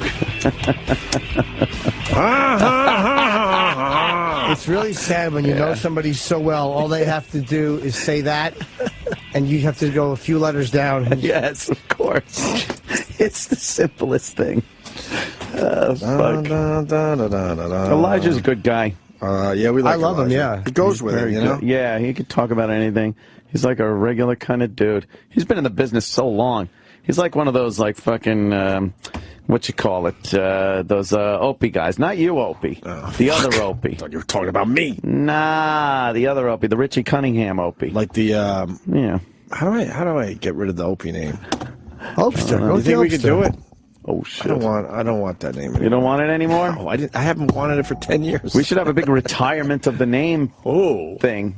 And then have the listeners pick a new name. Oh, that'll be a good one. God, a program right now is jerking off somewhere like, that's a great idea. Oh, what a great idea that is. I'm going to use that with my morning show. Yes, yes. Cowhead is doing something where he's retiring the name or something. What's happening? I'm doing a roast for him. Bob Kelly. Is he retiring the name? I don't know. But we're roasting him in Tampa. Yeah. And fuck, I'm not going to repeat the line, but Bob Kelly last night told me one of his roast jokes.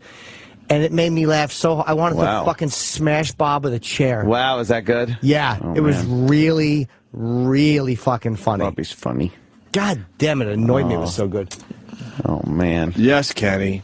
Kenny? That Cowhead roast is for charity, too. They're supposed to send me the link so we can plug it. Oh, okay. I'm doing the club the weekend after that, like the next night and Saturday. Only 2 nights, but I'm happy to. I just don't know this Cowhead guy. He's a fucking huge DJ. I know, I just don't know him. Mr. Cowhead, he was just here to visit you. I know. We Was saw he him. really, Eric? Yes. Yeah, we saw him the other day. What? He took a photo with him. Yeah, we saw him I a thought couple it was weeks just ago. a listener. No. I don't know. Dude, he's been a good supporter. Maybe introduce us next time. I just remember Cowhead from Rockhole's intern. He was fucking on Bubba's station, and he was sticking up for us against Bubba on his own station. Oh, yeah? He's like a friend of the show. I'm sure he's a nice guy. I just don't know him. Dude. All right. Is he in a loose mood? Show me a picture of the guy. He's not handsome. He's not handsome. He's With not a name a looker. like Cowhead. No, he's you know, not a looker. He can't be. That guy. That is a I've giant met that guy. cow-like Yes, head. It's Cowhead. I've met him. Yes. Okay. Multiple times. He was here. He All took right. he took a picture with us. Yeah, I remember. Go to Cowhead's Twitter. Okay. He is a very good Cowhead's friend going to of be our show. very, very disappointed at this conversation. We certainly like the Tell you people that much. like us. So Tell you that much right now. I'm all about this Cowhead guy. Look, guys that support us on terrestrial radio are very They're few and far between, too. Yes. And they're promoting us on terrestrial I radio. have no problems with the Cowhead. I want to ask him how he got his name. How do you get a Cowhead name? You know how he Is did it as interesting as the Sex Bagel name? Who? What? Yeah. There we are. Look. You're the one with the beard. There's, there's me, and that's Cowhead. Yeah, that's Cowhead. Oh, I thought who that guy cares? won a contest to sit in and watch the show or something. Because No. those guys come through every once I in know a how while. he got the name, by the way. How? It's the only way he can come. Oh, shit. See, because a cow would be sucking his dick. Cows have big, long tongues. They can lick. do. You know how good a cow would suck your dick? Yeah, but if he once he does that grind thing with his molars, like he does on hay, that would hurt. No, you put fucking like teeth guards in there so he has to just suck it and lick it. God, a cow would bite your dick right off. Gee, well, okay. You could probably fuck a cow's nostril. They're pretty big. Why would you when the vag or the anus is right back That's there? true. What's wrong with you? All covered in that green shit. Yeah, well, go ahead. That slimy green cow shit. That's twice I've given you a great scenario that you've spoiled. Spoiled. Where's this bartender guy? He's not here yet. Ted Lange? Roland said is he's on coming his way. early. That's why we're just bullshitting. That's what Roland said. Roland He talks got- all kinds of shit. Ted Lange gonna be here early. Roland's a pile of crud. Yes, it's gonna be early. So you can take him early. So this Cowhead break wasn't planned? He's a few blocks away. Okay, that's a few blocks away. So we'll How is probably be that? here on time. What is that in nautical miles since he's on the low phone? You know, coincidentally... How many knots away is he? Knots. Sorry, Kenny. It's all right. Coincidentally, Mr. Cowhead is a big WWE fan, and they're a new sponsor to the show. I see. Welcome to the WWE. I was proud We're to doing do a that now? read for the WWE. Well, And, you wouldn't know. WrestleMania You played sound 30. effects over the whole thing. Well, you did. What? That was a heel. Yelling at the WrestleMania wrestlers. 30. WrestleMania That's 30, insane. baby. I remember WrestleMania 1. Of course. Are they One. taking advantage that it's triple X? I mean, they have 3 X's, but they're not saying WrestleMania triple. It's a PG Was WrestleMania 2 the one with Mr. T? He Yes. was at WrestleMania 1 and WrestleMania 1 and 2, right. But 2 was the big Mr. one. T. Mr. T was in the main event of 1 as well. Oh, yeah. Yeah, but he, Yeah. 2 is when Miss he T. really shined. You're just making that up. Man. All right, so I am. Hey, woman. Ted Lange. Nope, not yet. Where Let's is Ted practice. Lange? Ted Lange. Roland's full of shit. Yeah. As long as we're talking about Cowhead, you know, he also has a band. Oh, yeah? Yeah, Pitbull Toddler. I like that. Yeah. All right. I like that. Never heard the music, but... What type of, you don't know what type of music? No. I'm sure it's terrific. Is it like blues? Seems like everything this Cowhead does is terrific. It is. He's a great man. Everything he He's touches on turns to Afternoon gold. Drive in Tampa. He does a cruise every year, which for some reason his company helped him out with. That'd be nice. Oh, no. I wonder if you could get Isaac, the bartender, on that cruise. I would like that. Ted Lange. Ted Lange. He'd Ted be Lange. like, pew, your But- bartender. He points at you. Speaking of music, by the way, I've gotten some CDs I have yet to hear from a friend of mine who I've mentioned on this very program. Okay. And he's a big man, very powerful and strong, I knew in my childhood when I was 13. Oh. His younger brother. wanted Powerful how he could pin you down upside down. No, he on wasn't your a dirty belly. boy like that. He was a very okay. nice man. But him and his younger brother I used to hang out with. His younger brother wanted to throw hot mustard on a girl. I've been back in touch with Stanley. Stanley! No, fucking Stanley, the bodybuilder. I met Stanley once. You never met Stanley? I No, thought you I didn't. did. I haven't seen Stan in 30 years. I meet a Jim Norton friend every once in a while at the Brigada. Yeah? You sure I didn't meet Stanley? Dude, I believe Who did I me. meet last Hey, year? Stanley. There's Yeah, another let's guy- throw some hot oil on him. Hey, Stanley. Stan was such a nice guy. He bends fucking steel. That's what he does. He's a With his bare hands? He's a fucking And savage. Who's that? I was just doing the rest of the Superman little thing, preamble. Oh. And who? Yeah, he's just a nice disguised guy. as mild-mannered reporter. like old or... Yeah. No. Fights a never-ending battle for truth, justice, and the American way. They sure threw all that shit out with the new Superman. Well, the new what would he do back then for the American way? Would he throw out certain water fountains? He makes sure that they only eat at the designated counters. That is a Superman. Well, who did you meet last year? One of my old friends, I guess. I don't know. I thought it was Stanley. I don't know. There's another guy you've talked about a lot on our show, because I love when you bring up a name from the past and have his first and last name. It just makes me laugh. Stanley. I don't know why it makes me laugh. Because it's almost like it's a movie or a book it makes or it something. so personal. Yeah, or it's something. very personal. By the way, Roland fucked us up. He did. He goes, you want Ted Lange early. Now, officially, he's not early. So why would he say you want him early? We were in the mode now. Right. I mean, that's so we figured, all right, we'll shoot the shit for rolling. 2 minutes, and then the bartender guy comes in. Yeah. He'll be here on time. When is he docking? See, I didn't mean that way. I meant like tying up. By the way, I felt I got a tremendous lack of support on my show and movie ideas. They were so bad. Could you imagine something like that being put out? You know what I say? Oof. Get over it! Get over it! Get over it!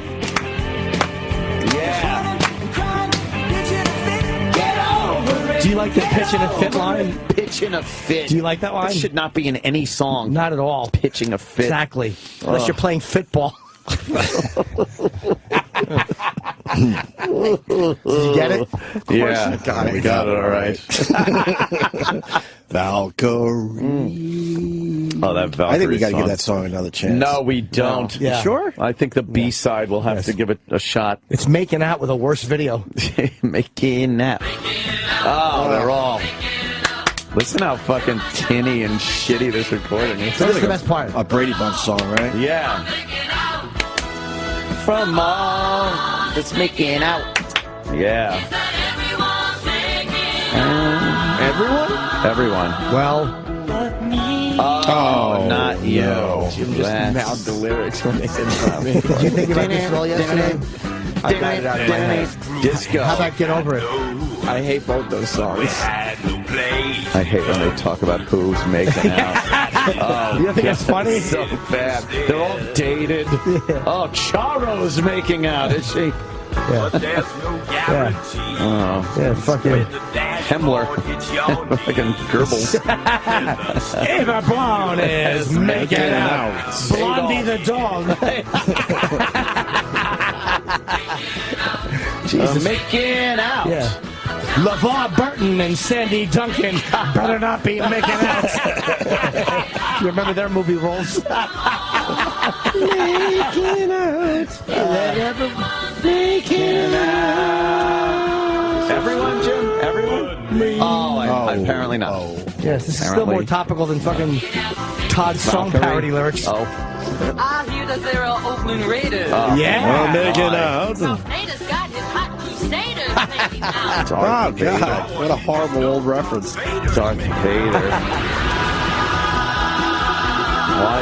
Jack Sprat, when he's not eating fat, is making out. Why?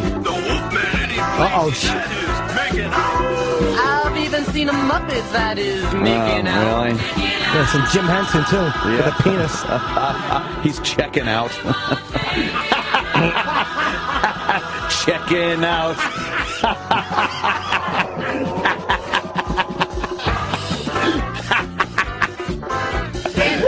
Who's really great? And last night I chose to straight. It's just cruelty on the show. It's just a terrible show. So, now where's Ted Lange, the bartender? He's making out. Ted Lange and Gavin McLeod are making out. Now he's officially late. What was Roland talking about? I want to hear more names, by the way, Roland. No. But we didn't hear these yesterday. No. Out. Making out. Somebody's on his way. Oh, yeah? Is he disembarking? Checking out. Checking out. Checking out. Yeah. No, not everyone. No? Are there any funny names? Yeah. I don't know. I'll hear this. Harold Ramis is checking out. Won't you bunk around? Robbie Shape is making out. Sid Caesar and John Ritter are checking out. King Kong when he is going ape is making King out. Kong. He's in Hong Kong. Oh, here we go, guys. Swear. Here we go. All right. Oh, you're going to get it. It's the second that fucking door opens, he's going to point. I know it. And I'm going to yell yuck really loud. Yes. Oh, no. Here he comes. And I'll be codependent. Here he comes. Ted Lange, point. Ted. Hi, Ted. John. Here he comes. Oh, there he is. How you doing, Ted? Oh, wow. Ted Lange. Do it's it. Lange. Hello, Do how it. are you? Do it. Of course Do it is. Do it. Of Do course. it. Do it. Do it. Do it. Do it. Do it. Do it. Do it. Do it. You know what to do. Do it. Welcome. He's got to be so tired of pointing at You're people. not going to point? Enough Oh, pointing you at want to point? Yeah, you gotta say that. Yes. Do it. Pointing at people. I thought there was a girl that was going to come in. Oh, we can do that too, Ted. That'd be nice. Yeah. Your ting tipped over, Mr. Lange. It fell. It's all right. Lange. A lot of people just say Lang all the time. All For the years time. they've been saying that. Yes, they have. Yeah. Hope Lang said it that way too, and I said, "Wait a minute, baby." Hope Lang. Yeah. She was on an episode of The Love And Boat. Jim Lang, yeah. And Jim Lang. He wasn't on, but I did the dating game when I was a kid. Oh, you did? Yeah. Oh, you did? Did you get picked? Yes. Oh, you did? Yeah, I went to Ireland on wow. St. Patrick's Day. Jeez. From here, or that's where the dating game was played? No, the dating game was played in Los Angeles. Los Angeles. Yes. You're going to Ireland. In the 60s. This was in the 60s. That's crazy. And the girl was a very nice girl. Did you get anything? She was very nice to me. Was there a chaperone? In Dublin. She wasn't so nice in Limerick. By the time we got to Dublin, she was very nice to me. Oh, okay. Did you get a little? Did you get a little something? Something? I just met a nice girl. Oh, I don't kiss you and tell. no Now- Yeah, man, we really did it. They bring those. You got to bring a chaperone with you, right? Yeah, the chaperone was a lady named Mrs. McDermott, and Mrs. McDermott. She sounds like a prude. Yeah, she doesn't sound like she's a fun. She at least push your cheeks. She was Chuck. She was Chuck Barris's babysitter. Wow. Whoa. Okay. And either she was Scottish or Irish or something, so she wanted to go to the Emerald Isle. Aye. She went there. She drank a lot of whiskey. Oh, And so, not much of a chaperone then. after a certain point. Oh, that's she good. kinda That's slipped great. on She the was job. face down in the comforter while you and your date were going at it. Good for you. Good for Ted. I asked her if she wanted to join us, But how did you get a date to fly you to Ireland? Like, that's a weird dating game. Don't they just send you out for like a little local thing? Well, no, they at that actual time show, the it dating was game. they had a nighttime version. I did the daytime version and lost, but they liked the way I played the game. Oh, okay. So then I did a nighttime version, and Dick Martin was on. I remember that we were all the guys in the green room. I said, "Wow, that guy's really cool." It was Dick Martin. Dick Martin And was from Rowan and Martin. Yeah. And he was another one of the contestants. He was another one. No, he chose. Oh, okay. He chose the dates, and I was with these two other guys, and we were on one show. He was on another show. I think Des Arnaz Jr. was on another show. Wow. Yeah, and so I was like, wow, man, look at this. And then years later, I worked with him on Love Boat, Dick Martin. Right. And I reminded him of the incident. Of that whole Did he remember thing. it? Yeah. Oh, yeah, he remembered the show. Me, not so much. Yeah. Now, this was back in the 60s? Yeah, 68. So now, obviously, it had to have been two other black guys and a black girl. Because yes. they back they were then, playing it's like, that other game. No. What the hell do they think they're doing? Yeah. What the hell is going on? It was the actress from A Patch of Blue. She's blind. She can't see what she's doing. Selena. I didn't even think of that. I actually, Back then, it was... Nice. Well, hell, that was true on the Love Boat. When a black limits. girl got on a Love Boat, you knew whose love story You it knew was. Billy D. Williams was coming on. Yeah, that's right. That's pretty much all they used. Yeah, that's how that went. You know Wow, that is amazing. You know, that's That Love Boat was pretty successful there, Ted. My Wow. God. Yeah, we would get 70 million viewers on our premiere show. Look at Jimmy's eyes. That's unheard You of. can't do that million nowadays. viewers. 70 million on a premiere show or sweeps weeks, that's what You forget how huge that show was. I mean, people would just... Yeah, it was crazy. Wait, what does that mean for you, though? You just couldn't even leave your house if 70 million eyes are on you. You know what? What's interesting is that now the people that grew up with the show remember the show and they have children, and I'll walk somewhere, like go to see a movie or something, and the father goes crazy and the kid's going, Dad, it's just some black guy. What are you doing? That's Isaac. The guy, Dad, cut it out. You're embarrassing me, you know. They're playing episodes, though, on, like, MeTV and Antenna TV. Like, there's a few networks now that just play shows from the 70s and 80s and whatnot. Yeah. And, I was just watching an episode the other day with Sonny Bono. Sonny Bono. Who played the guy who slipped and tried to sue the boat. Yeah, he and I hung out. Yeah? He How used was to Sonny? hang out. He was really cool. Yeah? He told me stories about him and Cher and Phil Spector working. He was a gopher for Phil Spector. Really? This is what he told me. He was a gopher for Phil Spector. Spector didn't want to hire him. And he said, I'll work for free.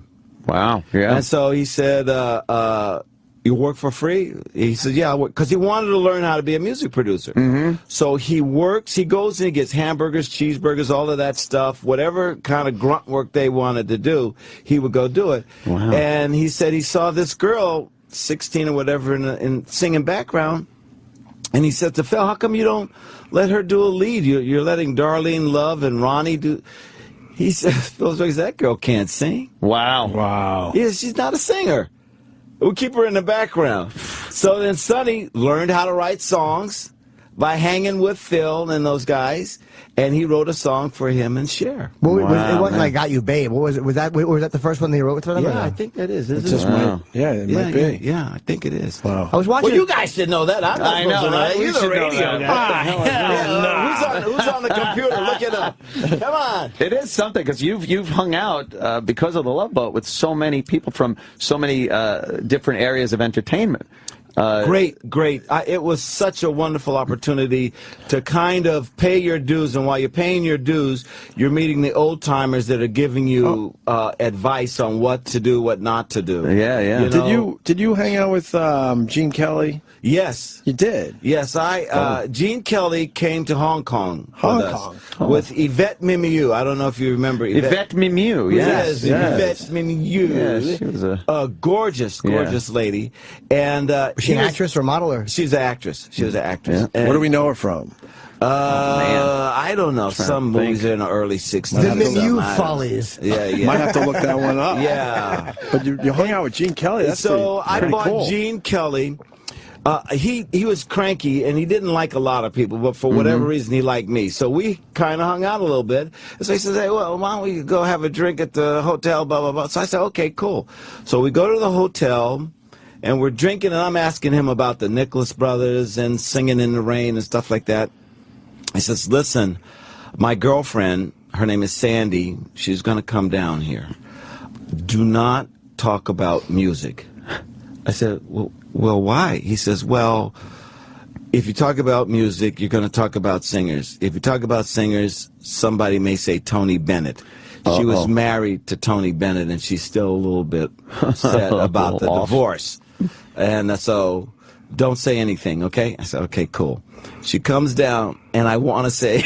I left my heart in San Francisco so bad, you know, but I'm holding it. And then all the Tony Bennett songs just pop into your brain because the guy said, don't do anything. Now it's all you can think about. Yeah, that's all I can think of. So at the end of the deal, I said, he wanted to buy me the drinks. I said, no, you don't, I'll buy. And he says, no, I'm going to buy. I said, no, because I want to be able to tell my kids that when I was in Hong Kong, I bought Gene Kelly drinks. Yeah. You know Why'd you say he was cranky? Like, was he being shitty to other people? Well, he was cranky, you know. He was just, I wouldn't say he was being shitty. He was just being a little bit persnickety. You know what I mean? It's like, we're ready for you. Okay, yeah, well, wait a minute. I got to get my thing on. That kind of thing. Just being Gene Kelly, yeah, I guess. Well, you know, I mean, he was a big dude, and sometimes, particularly in his career, some people don't treat other people with respect. And so if you didn't do that, he was very, wait a minute, I'm going to be there, but this is how this works. Because he's an old pro. I remember him telling me, he says, Ted, he says, Entertainment Tonight, don't do that show. I said, why? He says, they don't pay. He says they want everything for free. Yeah. He says you're worth money, make them pay you the money. You know? Wow. But he's probably from Pretty smart. He was from that era though, where like Yeah, that's true. Yeah. You It was didn't like show your face unless you got a check. so it's easy to say when you're a movie star, Right. to not do. But he didn't get paid when he did the Tonight Show, did he? Or other than maybe Stale. No. That was a lot of you're getting self-promotion. paid. His whole thing was don't do anything for free. Mickey Rooney was the same way. Mickey Rooney was pissed at Ronald Reagan because Ronald Reagan was the president of SAG, right? And he sold out all the actors to the studios for residuals. Oh, and he did all those Andy Hardy movies, right. So if you said, "Hey, you getting any residuals?" Oh man, this guy went into a rage. That son of a bitch, Ronnie Reagan.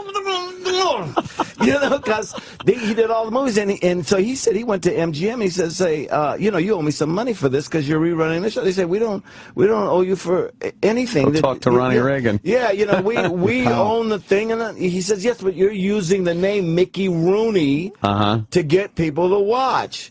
He says, well, you know, it's not on us. It's on the TV stations. They're paying us. He says, well, look, I won't ask for any money if you give it to them for free. Give it to the TV stations for free, then we both make nothing. Right. But if Yeah. you make something, you should pay me.